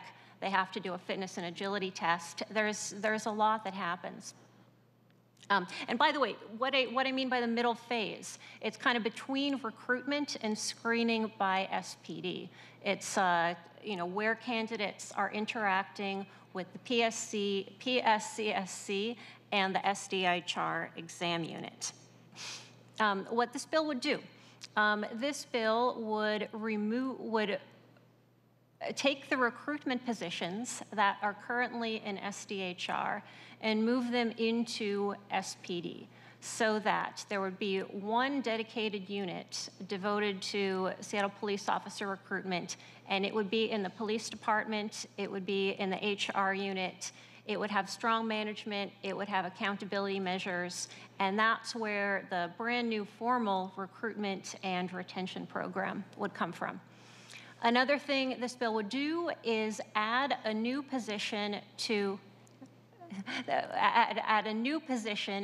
SDHR exam unit. This would support more frequent production of the eligibility register and better ability to engage with candidates on a personal level. Another thing this bill would do is encourage the PSCSC within what is laid out in the RCW to select a test that is used not only by the City of Seattle, but also by other regional jurisdictions, other law enforcement agencies and sheriff's offices. That is not the case right now. The test that the City of Seattle uses is it's kind of custom. It's just our test. And because many people who want to become a police officer apply to several different agencies at once, when there's one test, it makes it easier for them to put their application out there and get them on the radar of more agencies that are hiring. Next slide, please. And this is really just a restatement of what the bill does without the distracting picture. And it's fairly simple what the bill does. It creates a new recruitment and retention program in SPD. It'll be staffed by 3 positions transferred from SDHR. Adds a new position in SDHR to support the registry publication and enhance outreach to officer candidates. And it encourages the PSCSC to do 3 things. The PSCSC is an independent agency. Council cannot do more than encourage. It asks the PSCSC to use the police exam currently in use by multiple competitor agencies, also to increase the frequency of its publication of police officer eligibility registers and increase candidate contacts. And the inclusion of the personnel analyst by the PSCSC's own admission should address the ask to increase the register publication and increase candidate contacts. Next slide, please. We are here today with this presentation. We will be back on May 9th when this committee will discuss and vote on this bill. A technical amendment has already been drafted and approved by law, and that technical amendment was produced with the very thoughtful and thorough contributions of PSCSC. I want to state publicly that we are grateful for their careful reading of it and for their interest shared with council members in getting this bill right. There may be additional amendments forthcoming from one or more of you, and if that's the case, we would appreciate knowing about them by May 1st so that there is enough time for law review so that they are ready for your vote on May 9th. PSCSC requested that new personnel analyst position to help it certify and publish the police officer register and to increase outreach to candidates. That is included in this bill. PSCSC also requested a new manager position. We are working to understand what the duties of the manager position should be from their perspective with respect to the personnel analyst position, and we will follow up with what we learn. We are also in conversation with the law department to learn more about the test requirements in the RCW. Next slide. Any questions from committee members? I have one before I'll make more general comments and then open it up. Greg, could you please address the reporting requirements that go along with the creation of a new recruitment and retention program within SPD? Sure. So there are a number of reporting requirements. Beginning on July 15th of 2024, there needs to be metrics provided on the number of contacts that are made by civilian or sworn staff who have registered for or completed the exam. The data needs to be disaggregated by the type of contact that was made. There are measures that are required on industry standards, such as the exam pass rate, the number of applicants who sit for an exam, the entry applications per day, the applicant to eligibility rate.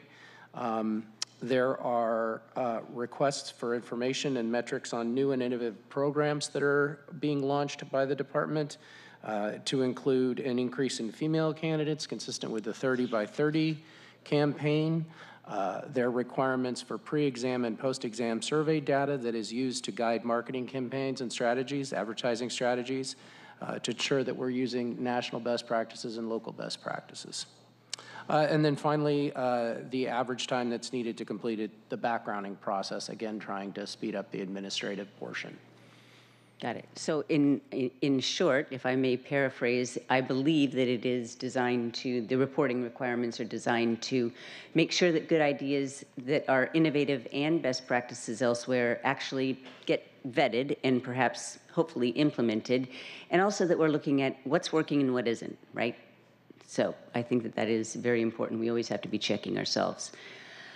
Okay, well, we heard in the Public Safety Committee meeting, I believe it was in March, when you had so many stakeholders from the mayor's office and SPD and PSCSC. We heard from more than just your committee members, intense interest in this topic, with council members expressing frustration that it seems like there's more to be done, but we're not doing it. And what I want to say is that details matter, and this might be the first time that we're actually digging into the details of our present recruiting and in hiring processes. I think that is a worthy avenue of trying to bring up staffing levels more quickly. So I will now ask if my colleagues have any questions or comments. Go ahead. Thank you for your briefing, and obviously I've read and gone through the ordinance, and I look forward to the technical amendment and the follow-on questions. But I'm somewhat interested, or not interested, but surprised in the sense that there's at least like a half dozen jurisdictions that use both the NTN, the National Testing Network, and the public safety tests, the PST, so the NTN and the PST. And so if there were some issues with the RCW, I would think Snohomish County would already know that. And so that's of interest to me, that there's questions regarding the ability to have two tests when there's many jurisdictions that are already using both tests. And one would think that if there was some legal issue with that, that would have been raised already and addressed. Yeah, point taken, Councilmember Kettle. That is one of the issues that's under legal analysis that Ann raised. We hope to have an answer for you on May 7th. Can I add too, separately, that we're looking at the whole process, and I do appreciate all the work that's been done on the executive side with the mayor's office, the SPD, and HR, and the like, to make the improvements that have been accomplished thus far.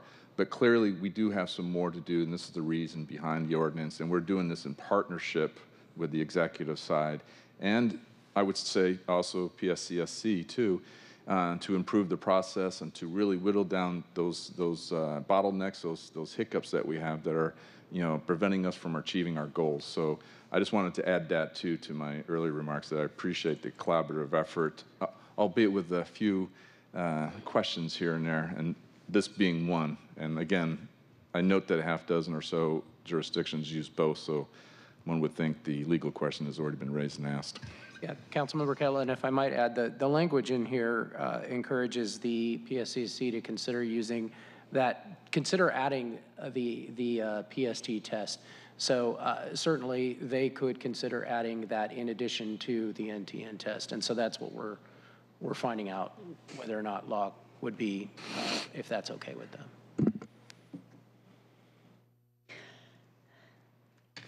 I wanted to also put into more plain language what the addition of the FTE would do.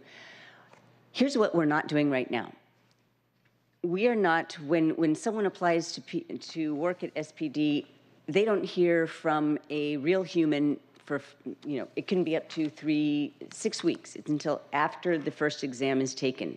Most other jurisdictions make contact within 48 hours. Hello, thank you for applying. And this is a real email from a real person, perhaps a real call. And that at that point, there is established a point of contact. Questions can be answered.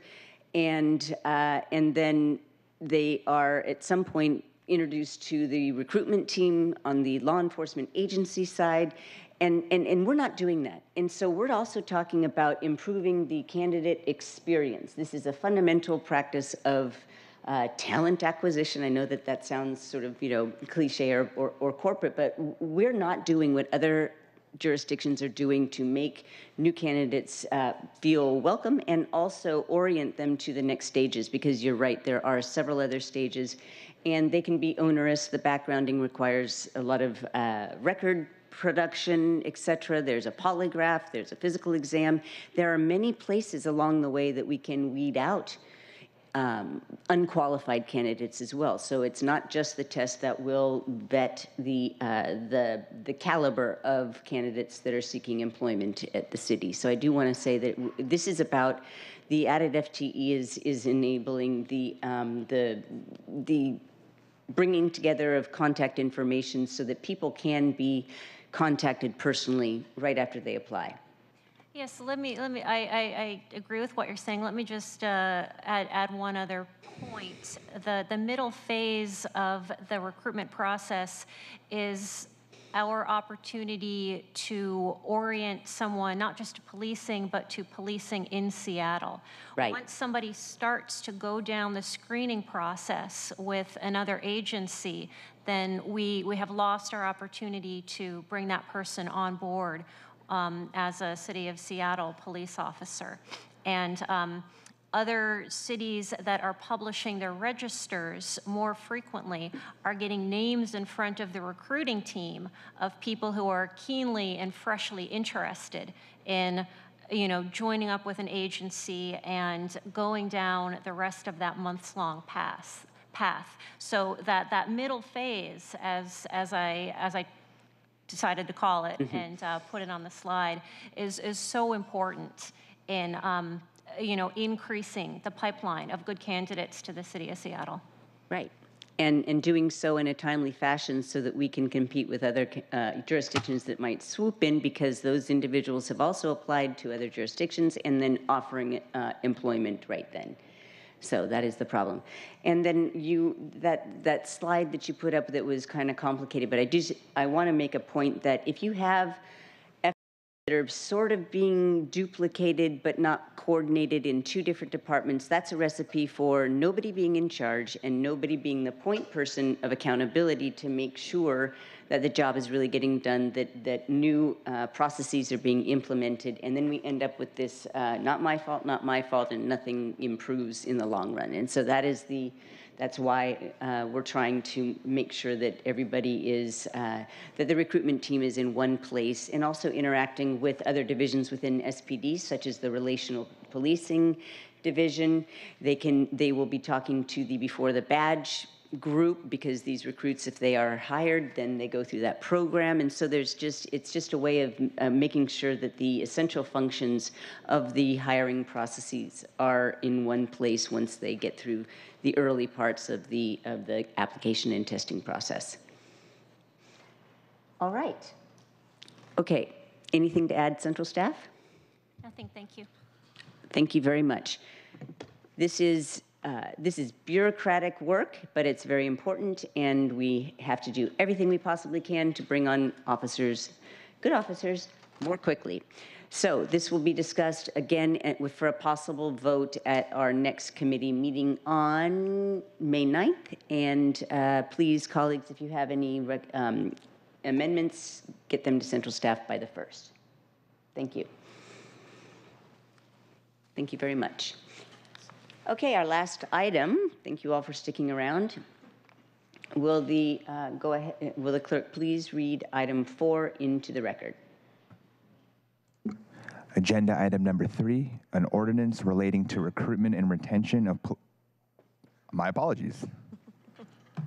Let's try that again. Agenda item number 4, an ordinance relating to app-based worker labor standards, establishing a new compensation scheme for app-based workers with minimum pay requirements and related standards for transparency and flexibility, amending sections 8.3.020, 8.37.050, 8.37.060, 8.37.070, 8.37.080, 8.37.100, 8.37110, 8.37.120, 8.37125, 8.37.165, and 8.37170 for the Seattle Municipal Code, and repealing sections 8.37.230 of the Seattle Municipal Code.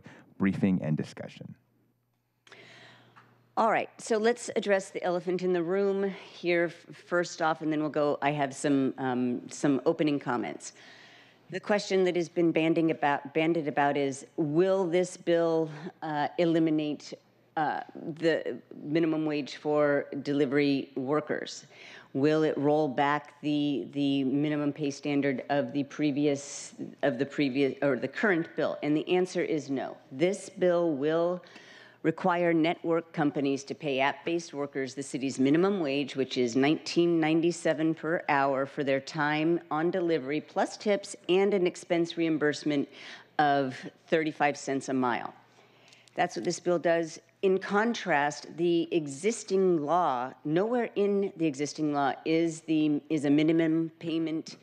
The actual number is the minimum payment set. We don't see that that particular number. Instead, there is a pre-order calculation of 44 cents a minute plus 74 cents per mile that's supposed to generate 133% of Seattle's minimum wage. But in order to actually earn that amount, it depends on the number of orders that the workers actually accept in an hour. And so that is, and that's not happening right now, but we'll be discussing that in a bit.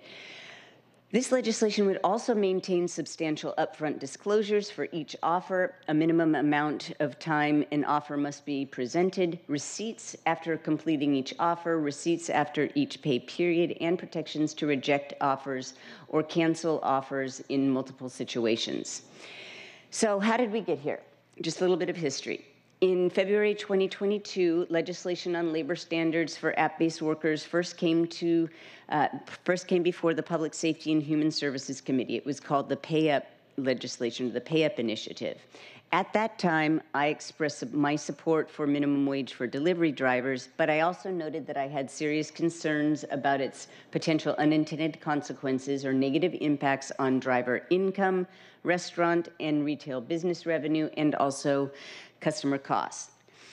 All right, the actual legislation passed in May of 2022, and after an extended period of rulemaking, went into effect on January 13, and outcry was immediate. On that evening, King 5 ran a story about a driver's precipitous drop in wages. He attended the next city council meeting and made public comment during the meeting, along with several other drivers experiencing the same thing, and they called for a repeal of the law. They have continued to show up every single meeting, and sometimes at every city council meeting and sometimes other meetings for the past 3 months. We also began receiving emails from restaurants detailing drastic reductions in revenues for their delivery orders, and also from customers who could no longer afford to order food or other essentials on these delivery apps. So, and then the data started rolling in, or the survey results. According to a survey of over 500 drivers conducted in early March by Drive Forward, which is a Washington-based driver advocacy nonprofit, the wait time between orders has shifted from 41% of drivers waiting less than 5 minutes before January 13th to 56% of drivers waiting more than 30 minutes after January 13th. And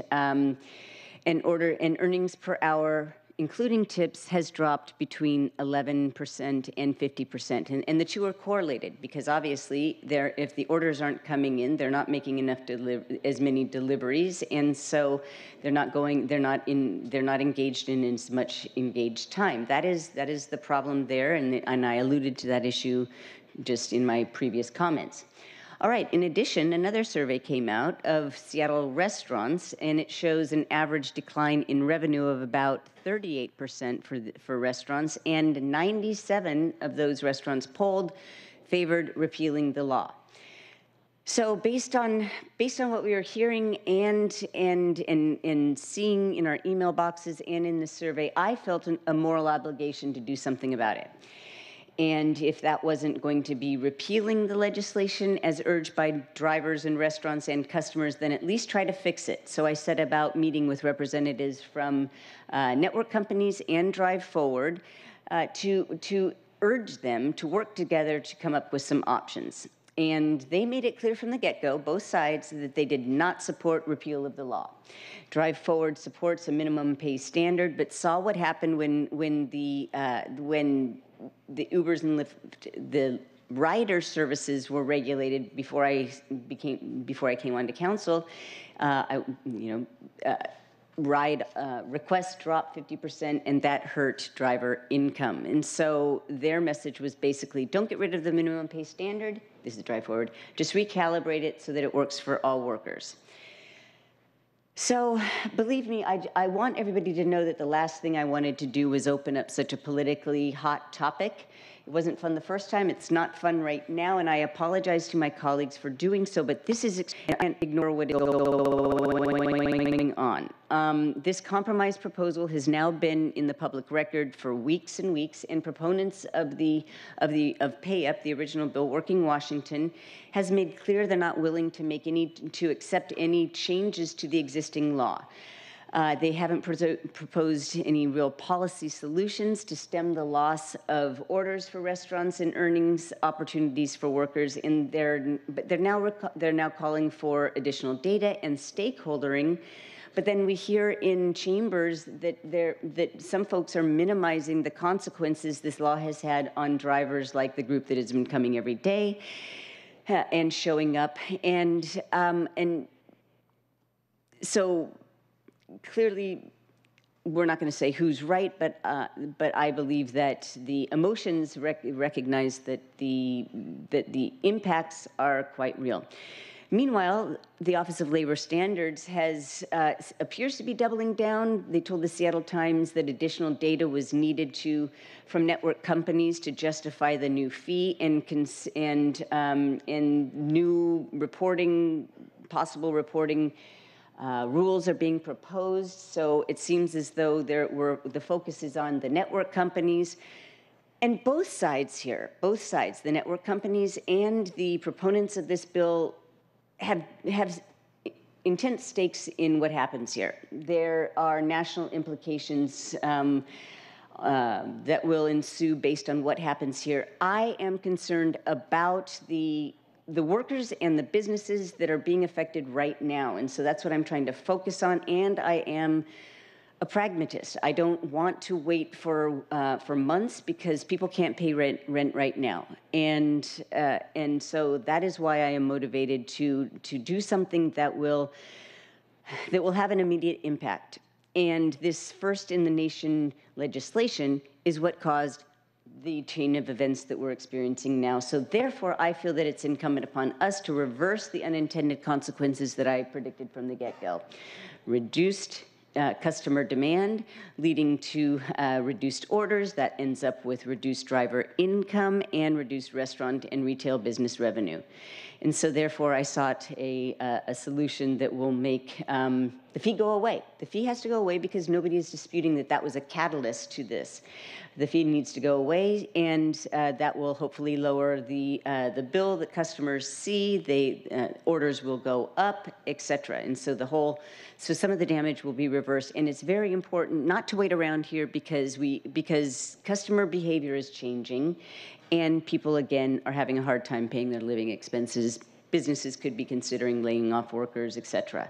So that is why this is before us right now. I want to assure people that waiting months and months more is not an option for me. We did receive an email this morning from Instacart saying that they will be removing a fee. So that is, I am optimistic and trying to go at this from a pragmatic perspective. So with that introduction, please, will our presenters introduce yourselves and begin your presentation? Thank you. Good afternoon. My name is Jasmine Marwaha, and I'm a Central Staff Analyst on your Council Central Staff. And I am Karina Bull, also a Central Staff Analyst. So it's good to... While you're pulling it up, I would ask my colleagues to hold your questions until after the presentation. Thanks. All right, so today our presentation will first go over a brief summary of the legislation, and then we'll present some policy considerations for the committee and end with next steps. As always, we're happy to answer questions at the end. So the app-based worker minimum payment revisions ordinance, actually I should pause here and say there's been some folks have referred to it as amendments to the law or amendments to the ordinance, but because there may be amendments to these revisions, we're referring to the proposed changes to the current law as the app-based worker minimum payment revisions. Okay, So I just thank want to you. make sure that terminology is clear. And, all right, so the AB 1 provisions ordinance would amend the pay standard established by the current law, Seattle Municipal Code 837, with the intent of providing a guaranteed minimum earnings standard for app-based workers, while reducing labor and administrative costs for network companies and incentivizing network companies to lower their consumer fees. The goal in reducing fees is to increase overall consumer demand and provide economic benefits to the app-based workers, restaurants, and businesses that rely on these services, as well as the network companies themselves.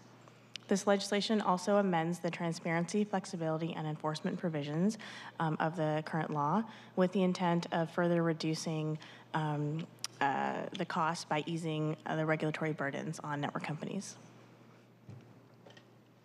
So the first element of the revisions includes, it involves a pay standard. So the legislation would guarantee a gross minimum wage of $19.97 an hour and 35 cents a mile. And essentially, it would remove the associated cost, time, and mileage factors that are in the current law and reduce the mileage rate. The gross hourly rate is equal to the city's current minimum wage, and the mileage rate is lower than the current law. The current law's mileage rate is linked to the IRS reimbursement rate, and it may not reflect the effective costs for most app-based workers. So the proposed legislation sets it at 35 cents a mile. Other provisions include engaged time or paid time being calculated when a worker is en route instead of upon acceptance of an offer. There's no payment for offers canceled with cause unless the customer changes the drop-off location and it results in 5 or more minutes of estimated engaged time changing. The pay would be calculated over a network company earnings period instead of per offer. And it would allow network companies to count incentives and bonuses toward the minimum pay standard.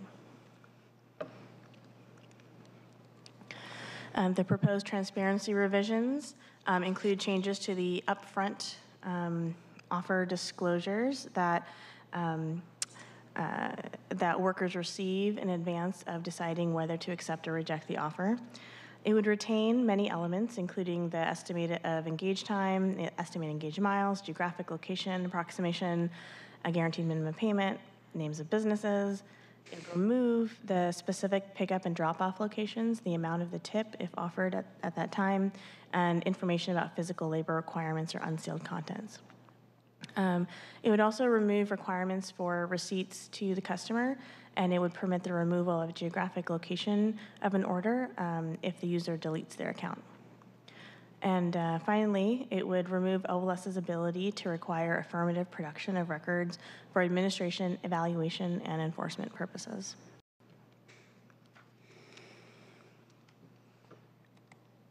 Oop, went backward. Here we go. All right.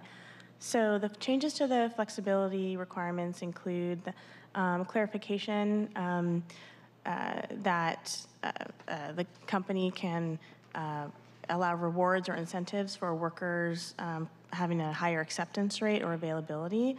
Essentially, that a network company cannot terminate a worker's contract for a lower acceptance rate, but they can take other actions. Right now, they are prohibited from instituting any adverse action in response to a worker lowering their acceptance rate or availability. It would permit a network company, the legislation would permit a network company to limit worker access to the app if the company discloses the reason why the worker cannot access the app. This is intended to respond to situations where there might be many workers in a given area and can respond to the lack of demand. It would also narrow and clarify reasons and the impact of canceling an offer with cause. So a network company cannot terminate a worker's contract for canceling an offer with cause.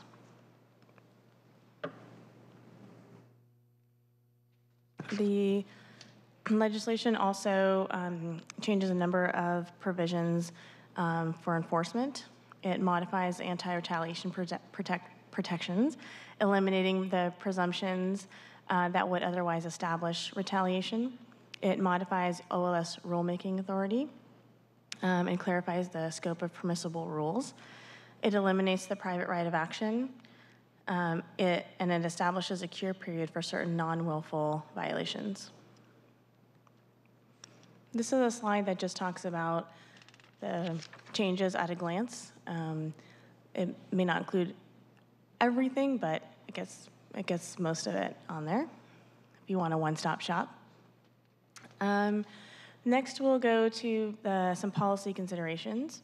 The following slides highlight significant policy changes or considerations associated with the revisions ordinance. And if it may not represent all the various options or even all the considerations, but if a council member is interested in addressing any of the policy considerations here, central staff can work to identify options and prepare amendments that meet the council member's interests. So first, we'll start with the network company consumer fees. With limited information, it is difficult to assess specifically how the current regulations impact labor and administrative costs, and correspondingly how the proposed legislation would directly result in changes to the cost, demand, and supply of network company services, particularly the proposed non-economic provisions. Network companies, it's also possible that network companies could still choose to offset the cost of regulation by raising costs and may retain consumer fees. The central staff memo identifies a range of potential options for this consideration. For worker earnings, if the legislation achieves the intended impact of reducing consumer fees and thereby increases consumer demand for online orders, the proposed pay standard, even though it'd be lower potentially than the current requirements, it would increase or could increase worker earnings as compared to prior to the law being in effect. And the proposed legislation would result in a gross payment of the Seattle minimum wage to app-based workers when they are actively performing offers.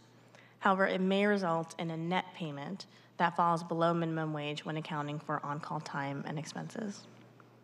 A central staff memo, again, identifies a range of options for this consideration. The earnings period and incentives. The legislation would require a minimum payment standard to be met for all engaged time over the course of a network company's earnings period rather than for each offer, and allow incentives and bonuses to count towards the minimum pay requirement. This change could result in labor costs per online order being reduced, and it may lead to network companies to reduce their consumer fees per offer. It may also result in less transparency and predictability at the end of the earnings period for a worker, and a lower likelihood that the incentives and bonuses would add up to higher earnings than the minimum required by law. Central staff has identified a range of potential options for this consideration in the memo. Customer receipts. The proposed legislation would remove the requirement for customer receipts. I believe those requirements include the date and time of the order's completion, the total amount paid to the network company, the itemization of all charges, fees, and tips. And while the network companies may still provide this information to consumers, regardless of this requirement, the committee may want to consider retaining the requirements for consumer receipts to provide greater assurances of consumer transparency. Flexibility.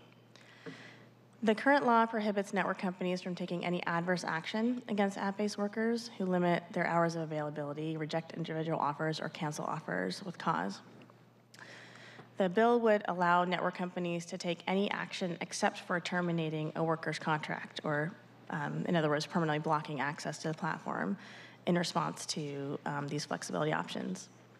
So a company could take more actions in response to limiting their hours or rejecting offers.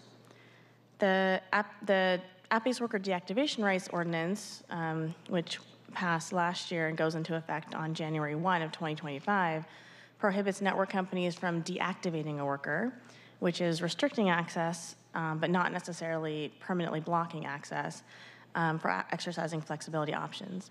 The committee may want to consider harmonizing the two to simplify outreach and enforcement of the provision. The bill would also allow network companies to block a worker's access to the platform for any reason, provided that they disclose the reason to the worker. This could allow network companies to increase the efficiency of app-based workers by reducing on-call time and increasing the number of offers completed by workers who are able to access the platform, and thereby increase overall earnings for those who can get on the app. However, when combined with the other proposed changes, this could result in some workers being restricted from the platform for limiting their availability or acceptance for offers. And Central Staff has identified potential options for this consideration in the memo. And then the affirmative production of records. The bill would remove the OLS director's authority to collect records from network companies to administer, evaluate, and enforce the ordinance. OLS would retain the authority to require records from individual network companies, though, during enforcement actions. There are other city laws regulating app-based platforms that include regular data reporting requirements. Central Staff has identified a range of potential options for the consideration of affirmative production of records. And I'm going to turn it over to my colleague, Karina. Thank you. The next issue ID relates to penalties provision. The legislation would restrict the OLS director from assessing penalties for certain non-willful violations. The ordinance specifies those violations as those that do not result in unpaid compensation or that are not the result of retaliation. And the director would be restricted from assessing the penalties if the network company cures the violation within 30 days or longer if the network company requests additional time for good cause. Potential impacts of this change could be that the risk of penalties lose their deterrent effect, functioning as the cost of doing business.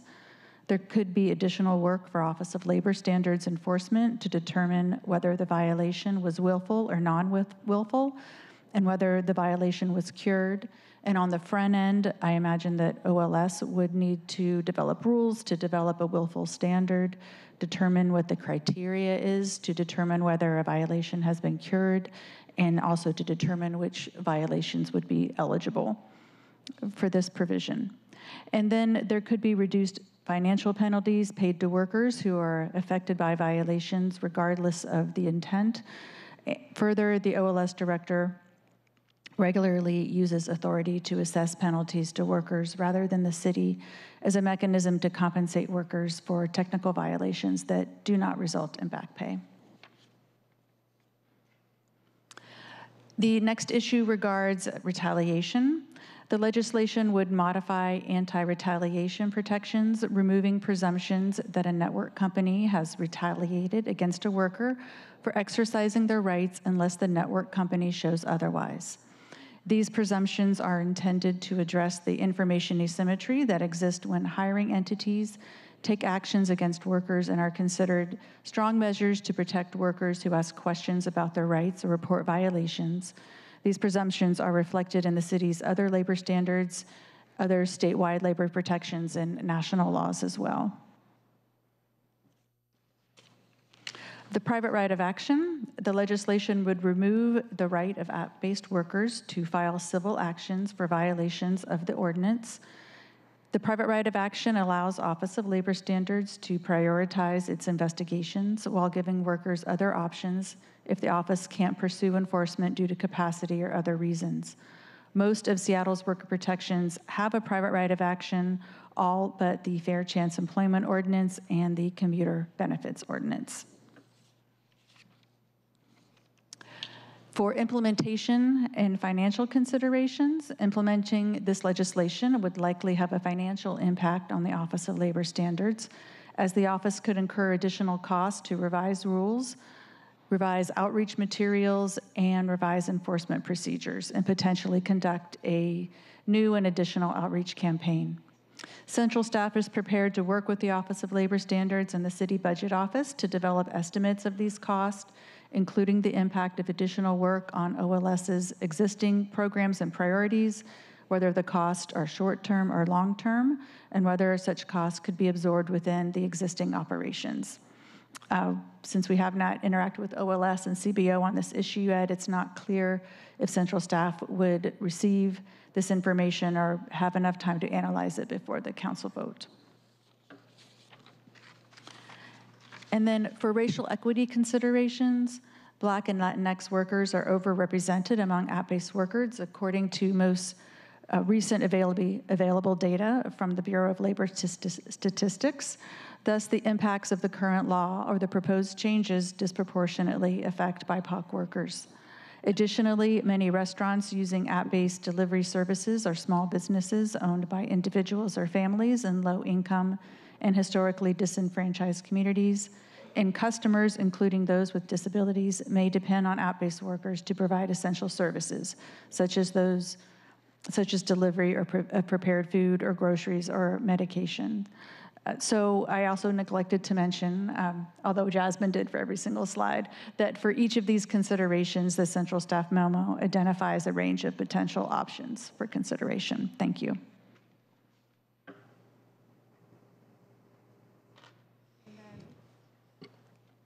And as for next steps, we would ask that any council members interested in proposed amendments to contact central staff by noon, ideally, on Monday, April 29th.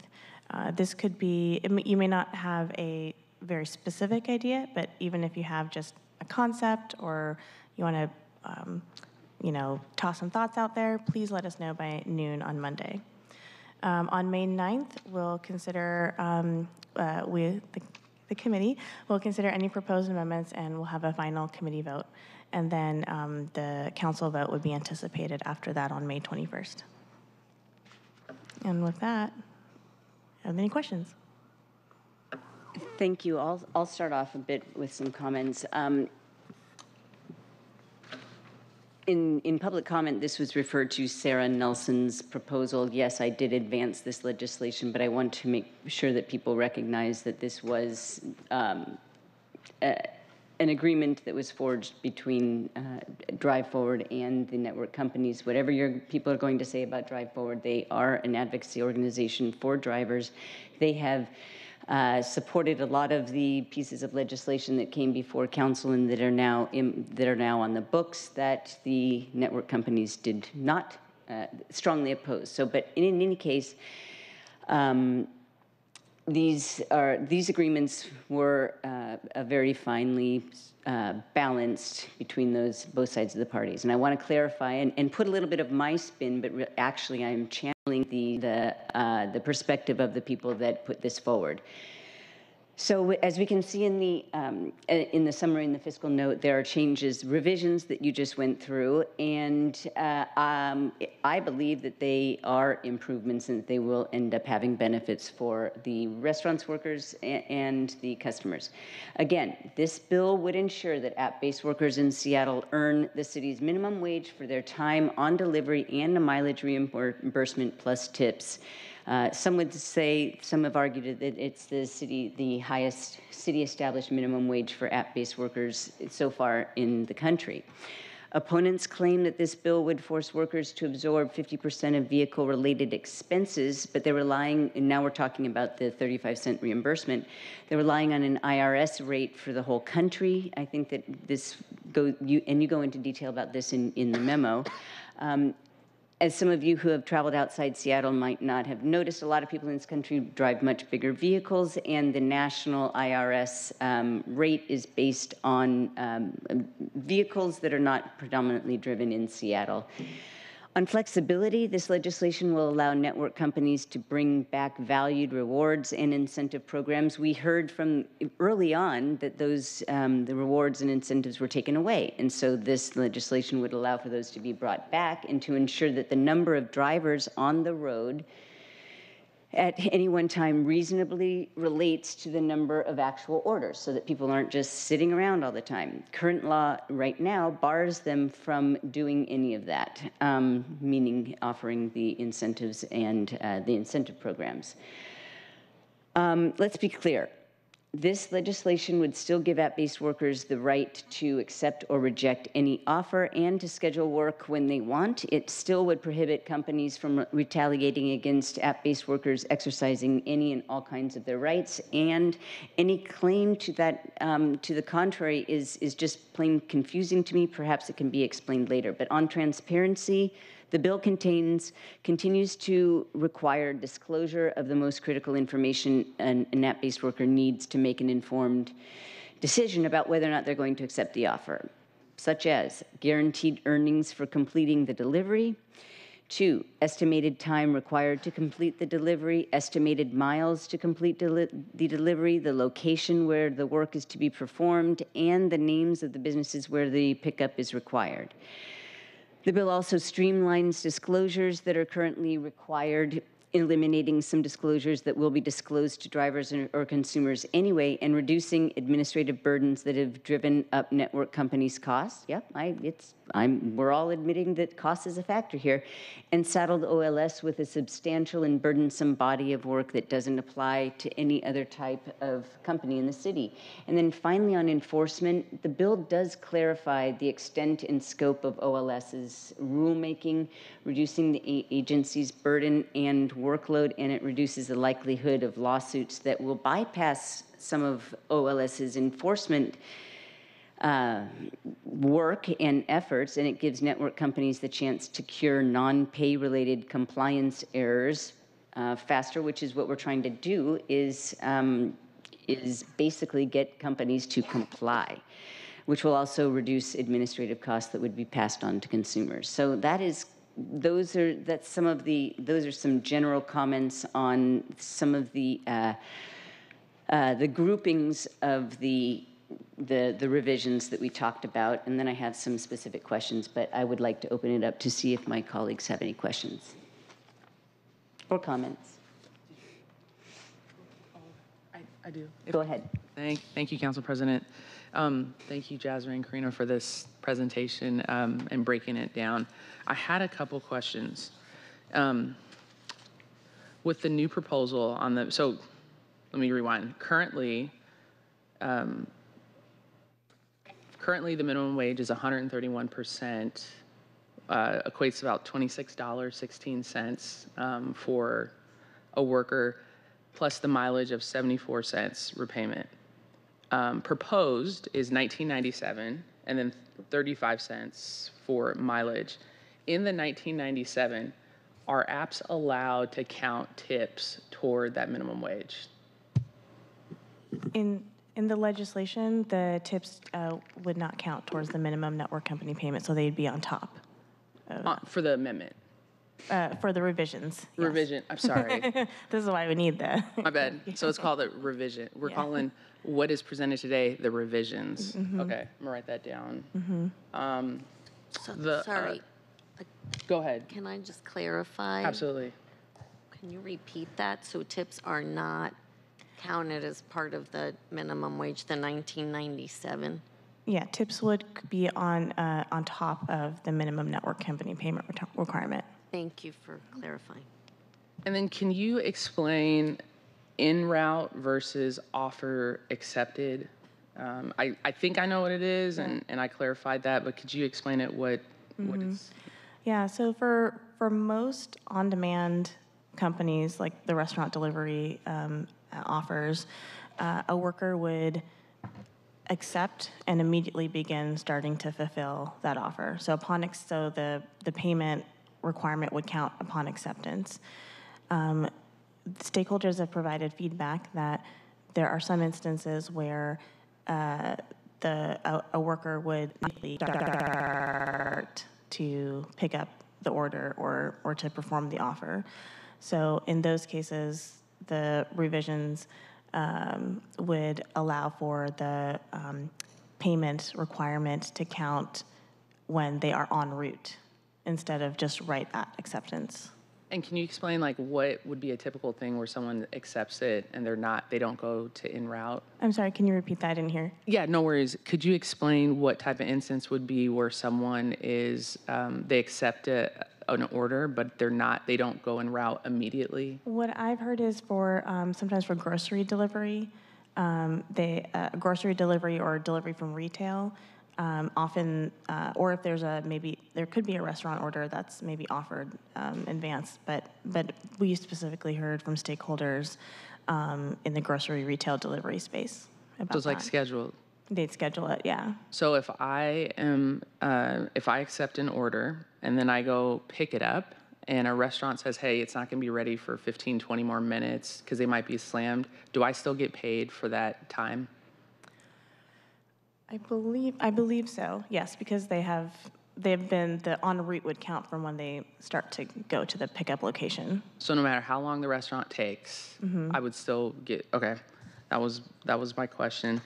And then the other thing is, before the ordinance took shape, was it open for app companies to toggle supply and demand for drivers? Like if the demand was high, then they would have supply for drivers. If not, then they would limit the amount of people on the app.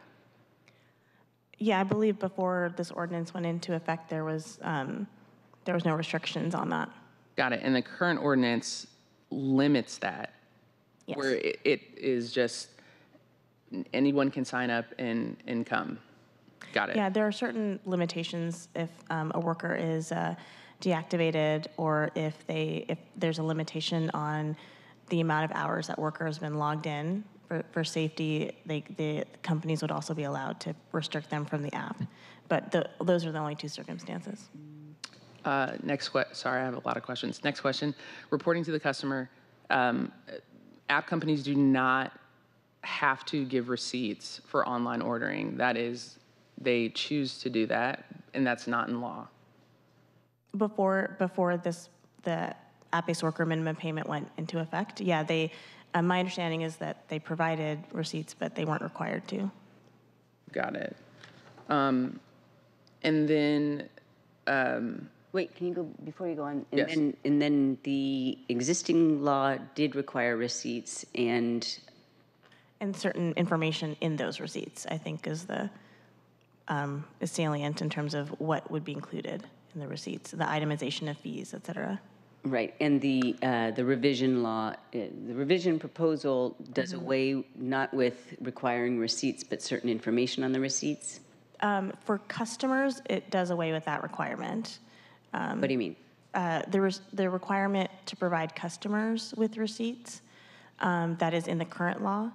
The revisions ordinance wouldn't take away that requirement for customer receipts. It would. Okay. Yeah. It would make it like before, where it wasn't required, but they could do it anyway. Okay. Which I believe they were doing. Right. Next question, the incentives and bonuses piece. So if there is an incentive and bonus with the current law that we have, I'm getting better at like current law revisions, current law, a driver, it does not count, those incentives and bonuses do not count towards the minimum wage. That's right. They have to be on top of the minimum. On top. Proposed counts toward the minimum wage. It could count towards the minimum wage, yeah. And who has jurisdiction over it could? Who has jurisdiction over, I'm sorry, what? Like who's determining it could? Does that give the power to the apps? Like who does that give to? The network company. Yeah, the companies. The network company. Yeah. So the network company would decide if those incentives and bonuses would go. Okay. And I'm sorry. I'm hard of hearing, so it's just. My bad. I I'm really so sorry. apologize. No. You're good. I'll talk louder. I'm sorry, Jasmine. I got you. What would be an incentive and bonus for this? So for example, I mean, this is something we can also follow up with and consult with For sure. stakeholders, but my understanding is that there are certain programs like that would reward I try not to use specific companies, that would reward a worker for performing like accepting 95% of their offers, or for being on time for a certain percentage, and they would get certain status which means that they could get access to more lucrative offers or get, preferred status for logging in, or, so they just have certain access to more rewards. And potentially monetary incentives as well for completing. I believe you complete, there's things where if you complete a certain number of offers in a certain time period, you get like a monetary bonus. So the current law, all those bonuses would have to be on top of the per offer minimum payment. And in the revisions legislation, because the company looks at a period of time of earnings and not a specific offer, they could still they would offer the incentives and bonuses, and it's possible that the incentives and bonuses could be used to true up the minimum payment at the end of at the network company period, as opposed to being offered on top of each offer earnings. So it wouldn't necessarily be categorized as a bonus. It's just make your minimum wage. It'd be up to the network company to label it as a bonus or not, or an incentive. And I also want to be careful. We're not saying that it would definitely happen, but it is an outcome that could happen. Yeah. Okay, understood. Loophole. No, I get it. I wouldn't characterize that as a bonus. That would seem as like, a creative way to get to a minimum wage, but. Before you go on, can I just ask you a question because it's on that topic? I could be wrong, and you can get back to me later, but it's my impression that the incentives and the bonuses, is it true that those went away, and was the explanation that it was because there were so many workers on the platform at the same time and so few orders coming in? Is that? Again, this we can also follow up after consultation with stakeholders, but I'll take a stab at it. Part of it is there's a fine line between what is rewarding thing, something that a company wants to see, versus penalizing or not, doing adverse action against what a company wants to disincentivize. Does that make sense? So knowing what's rewarding somebody versus penalizing another person is a fine line. And so what the revisions ordinance proposes to do is make it more clear that actions can be taken to reward and provide bonuses and incentives to certain workers without it being interpreted as an adverse action against another worker who doesn't have the same acceptance or availability rate. I don't know if you want to add anything to that. Does that help? Yeah, no, for sure. It does. That makes sense. Thank you. You mentioned truing up, which is the looking back and paying. Is that what New York and California do? Yes. So I believe both jurisdictions have an earnings period, and so what has been seen is that the per offer amount may not meet minimum payment for that specific offer, but the companies can have flexibility to offer, depending on supply and demand, right, to offer more per offer for a worker than minimum wage on some offers, and sometimes less than the wage, and sort of at the end kind of figure out the total amount of engaged time or time that they did, and true everyone up at the end. And so what can happen is that the companies can just ensure at the end that everyone makes the minimum payment. Okay, to me that doesn't sound like a bad thing, and you do mention New York and California as if they are models of things that we should consider doing. So I'm getting the impression you're not saying that is a wrong thing. And I have heard that it's common for per task or this sounds bad, this phrase piecemeal work. So and because you did mention New York a lot, did you do a lot of independent study, or do we know some of the negative impacts yet? It's really hard to understand the details of anything because you mentioned that you don't understand the the impacts of some of these revisions. So. Right. I want to clarify that bringing up the issue of the earnings period and the incentives and bonuses is more just if a council member is concerned about it being resulting in bonuses not counting or counting towards the minimum payment, that there are options we could consider. It's neither good or bad. It's a policy consideration. I would also say that for New York, we do have information. We have preliminary results of their analysis based on the data they've seen about the impacts, and we can follow up with council members about that. I don't know if you want to add anything, Karina. The thing I will add is that with the earnings period, I think the concern is that network companies could pay lower amounts per offer throughout an earnings period, and then at the end true up the payment so that it meets the minimum payment standard. But what that means is there could be a scenario where it never goes above the payment standard. And so I guess it could go above the payment standard through tips, but it would permit the network companies to never pay more than the minimum wage. No, it couldn't go through tips because tips are not included in the minimum pay standard. Correct. I'm talking about the take-home pay for the workers. So if the network companies would be allowed to, they could structure the payment of the offers such that they're low, true them up at the end of the earnings period such that the worker gets the minimum wage as a ceiling of payment, so to speak. And then that would be, and then the workers wouldn't necessarily have an opportunity to earn more than the minimum wage per hour. My reference to tips is that if through the tips that they receive, it might be more, but that has nothing to do with the minimum wage. That just reflects their take-home pay depending on what customers would give to the workers.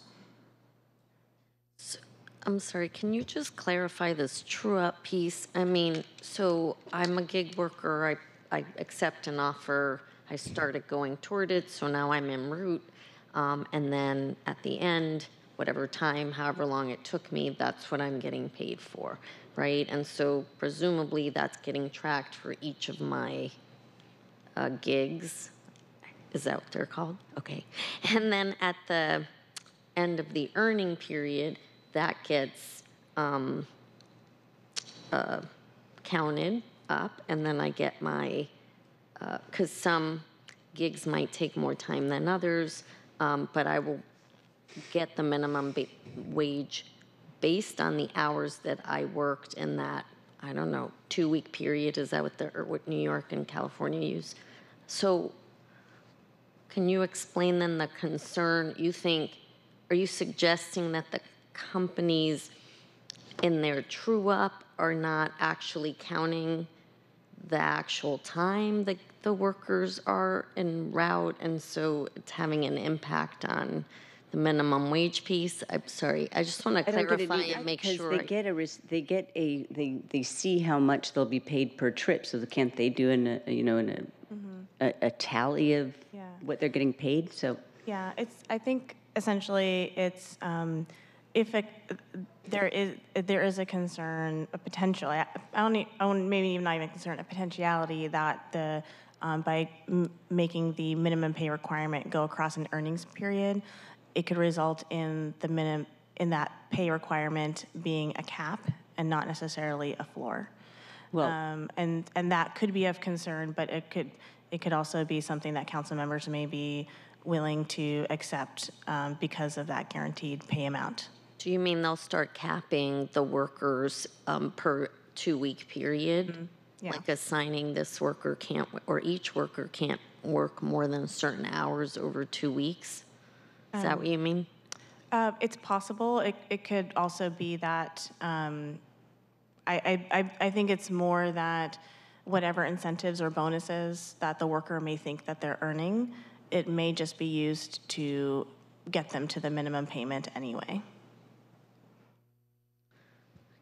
Well, it feels like you're making a lot of hypotheticals that really haven't been I don't know if that's happened in New York or California. We're talking about Seattle, and this was a proposal that was brought forward by Drive Forward to establish some certainty so that you look back and if you were not paid $19.97 per an hour in which one was engaged in a delivery, then the network company has to pay you.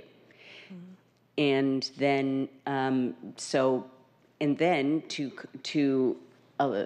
I guess to watch for the potential for abuse, drivers they know what they're going to make per delivery, and then apparently that adds up, and they can. So I don't know where the subterfuge would take place. But go ahead, Councilmember Hollingsworth. You still had more questions. No. Thank you for clarifying that, Council President. No, that was all that I had in there. I have more questions, but I will pass it off. I know I see Councilmember Saka with his hands up. Go ahead, Councilmember.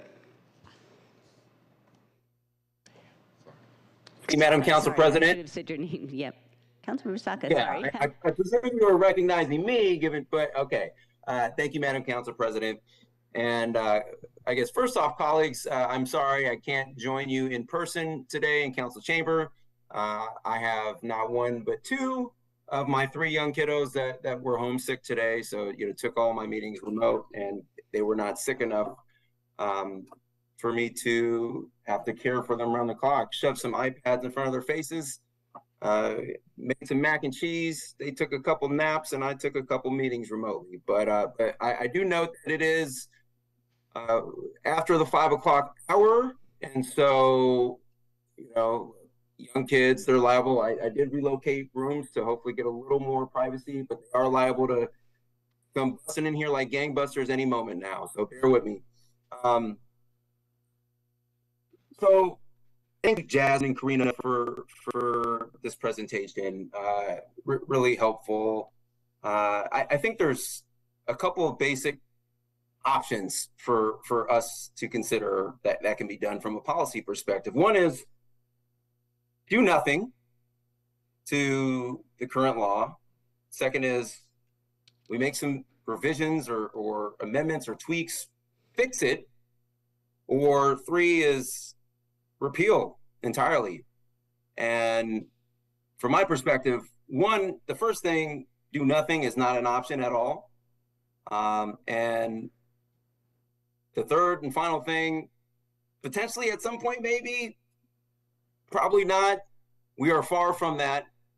And from my perspective, that leaves us in the position of let's fix it. Let's make it better through a revision of some sort, which is why I appreciate the work that's been done on this so far, and also appreciated hearing and this presentation and reading that memo, Jasmine and Karina, 14 plus pages from today or yesterday. I read the memo earlier today, but very insightful memo that kind of chronicles, amongst other things, how we got here. It talks about, it talks about the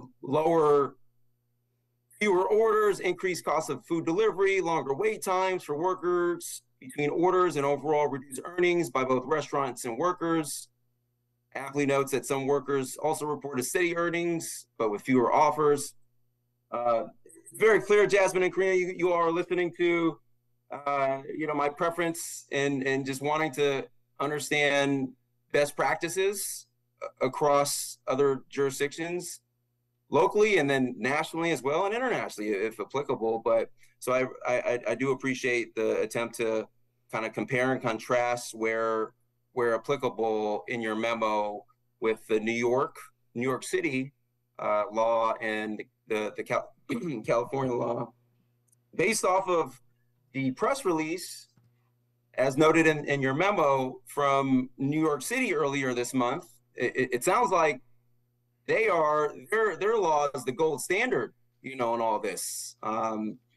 In terms of, they reported that, let's see, where is it? Page memo.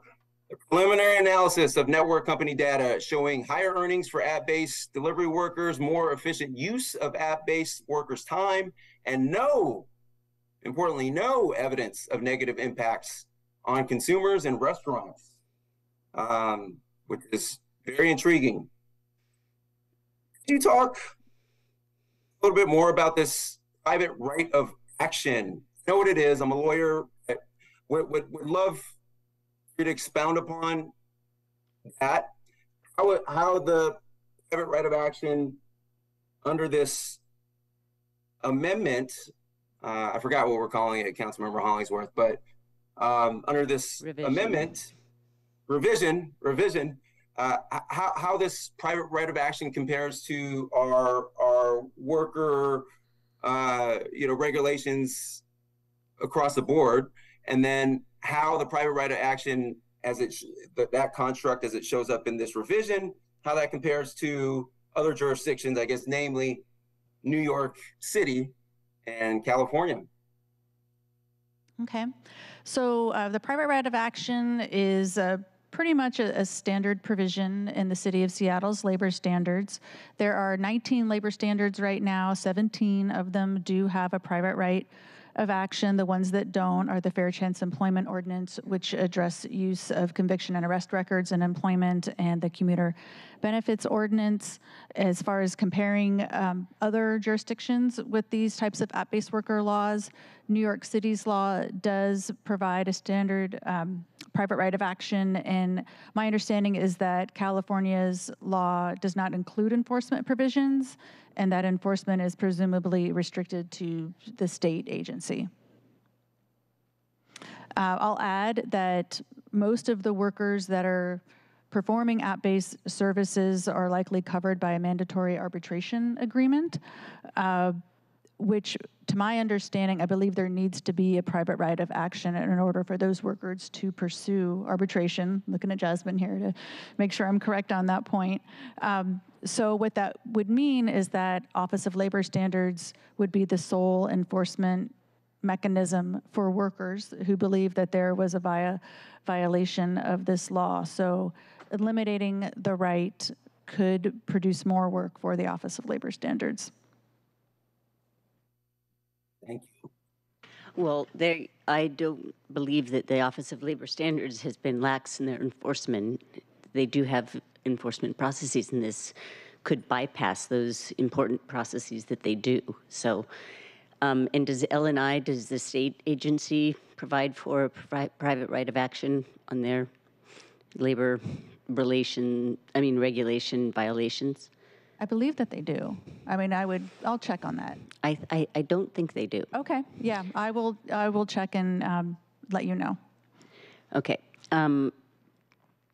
We're out of time, but I do I am confused about some of the comments about the race and social equity, because I think on one of your memos on the original bill, the current law, you said that the establishment of the minimum network company payment will likely result in changes to cost, demand, and supply of network changes. No, let me say that again.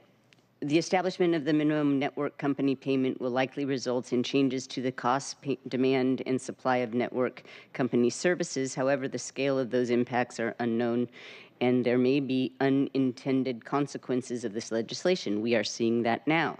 A decrease in customer demand for network company services due to cost increases, which would result in decreases in revenues to partner businesses, restaurants, and fewer offers for workers. This could be particularly significant to small business owners with limited English, with limited English and BIPOC-owned businesses who may rely on third-party delivery to increase sales rather than establishing and managing their own delivery services.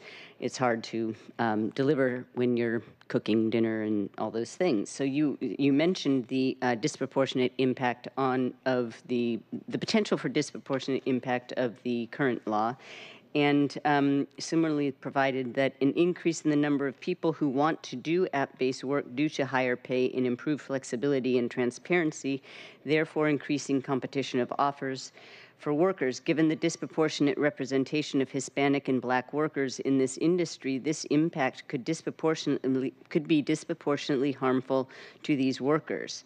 And we have heard from small business owners that are either that fall into these categories, and we're hearing that it is hurting from them. I think that Councilmember Hollingsworth heard from one of her constituents that made $11 or something last on one order since this has been in effect. And there was an op-ed that was written by Bishop Gary Tyson, representative of the Black community, who did raise this concern. He said that those who advocated for the new law are pointing fingers of blame when people like me, who are on the ground every day in the community serving our most vulnerable residents, warned them that not only would the minimum pay standard impact app-based contractors, but also hurt disabled, elderly, and low-income residents who rely on app-based delivery services to receive food and goods. This policy fails to recognize that for some residents, delivery through these apps is a lifeline, not a luxury. It means they're one-car family, I should add, perhaps no-car family, get essentials like milk and diapers delivered, and it means they don't have to find childcare to get to the grocery store. So it does, if people can't make orders, then it is hurting those people that have otherwise fewer resources than higher income people. So there are a lot of other issues that we can go through on all of these components, but I'll just, are there any other comments from my colleagues? Yeah, I do want to. Go ahead, go for Council it. President, yeah. I don't want to interrupt you. I'm sorry. I do want to clarify that. Yeah, I have had a number of small businesses reach out, especially in our district, District 3, about the impact of this, and it's really hurting them. And I was actually one business owner that they made $11 in 90 days. They had one order. So it is impacting. We're feeling, we're hearing from small businesses, we're hearing from drivers, but we're also hearing, we're hearing from everyone and just trying to do our due diligence to talk to folks. So I just wanted to clarify that. Thank you. Sorry for speaking for you. No, you're good. You're good. Me. I was the one who mentioned it to you. You're good. Okay. So, President? Yes. Yeah, I just wanted to add kind of to that point, this is obviously a very complicated topic, a lot of different pieces to it, a lot of stakeholders, and I think from a good governance point of view, it's important to engage all the stakeholders. And I just wanted to say, and in addition to saying thank you to Ms. Marwa and Ms. Bull for your briefing, thank you very much, but I also appreciate, the input from each of the public comments today, full council meetings. I don't know how many meetings I've heard comments related to this, so I appreciate it. And I recognize that they're coming from both sides too, or different perspectives, which goes to the complicating aspects of this, and not often heard here, at least here in Chamber, is the restaurants and customers. We've been getting it from, at least for me, indirectly, and so it's important to have all four sections. The network companies, the tech companies, the gig and delivery workers piece. So thank you everybody that's here for your public comment. And also those that I've met. I've met working Washington. I've also met some of the tech side too. The tech, I really appreciate that. But yeah, in addition to the restaurant and the customers. And I also think, because from a good governance point of view, I know the review period is a big point of contention. Like, yes, it makes sense that we should give this a full year. I can understand that. But I also understand, the realities on the ground that we may not have a year, and I'm really concerned about the restaurant piece too. I would like to hear more from the restaurant, particularly as it compares and includes the aspects of, the minimum wage for restaurants and how those two things may come together to impact the restaurant industry. I think that's so important. And then also, as we go through this, I think it's important, there's probably more to your side in terms of the data sets, gaining data sets, understanding data sets. That's going to be a big thing for us moving forward. So I just wanted to make those points. So thank you very much. I really appreciate it. And there's a lot of homework to do. No. We do have, yes, it is true. And we have another committee meeting. And I am concerned about continued lack of income for the people that this is supposed to be helping. What were we going to say? Council President, thank you. I too am concerned about the workers that we've heard from both in chambers over the last few weeks and also who've reached out. about this piece. Somehow I think workers thought that they would get the minimum wage, the higher wage, and orders would not be impacted. And I've said this before, it was unrealistic not to think that there would be a change to orders when this went into effect, because we had with the rideshare companies, rides go down. And so I get concerned about what we are promising to workers and what they're relying on, because this is their source of income.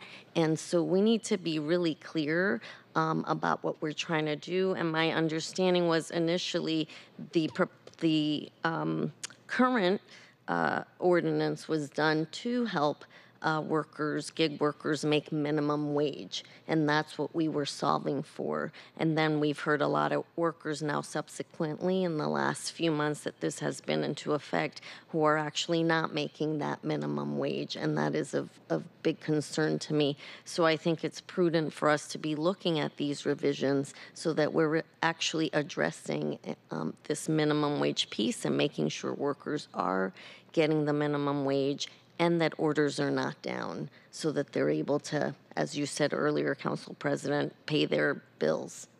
Right. And thank you for that. And it was mentioned by the network companies during the stakeholdering process and the deliberations in committee that, yeah, there will likely be increased fees. Yep, we will, and I think that the even $5 figure was mentioned. So it's not like it's a complete surprise. We can say that it's wrong to do, they're already making too much profit, et cetera, et cetera, et cetera. But the fact is that there was a warning and now it's happening. And to your point, Councilmember Kettle, the small businesses were not, their voice during deliberations was not frequently heard, and I've already explained why, but I've looked at all the stakeholder lists, and I don't see them as an identified part of the stakeholder process. The Seattle Restaurant Alliance or the GSBA or whatever. So I'll dig that up, but it does matter who was at the table when this was being formulated, when Working Washington was formulating the legislation.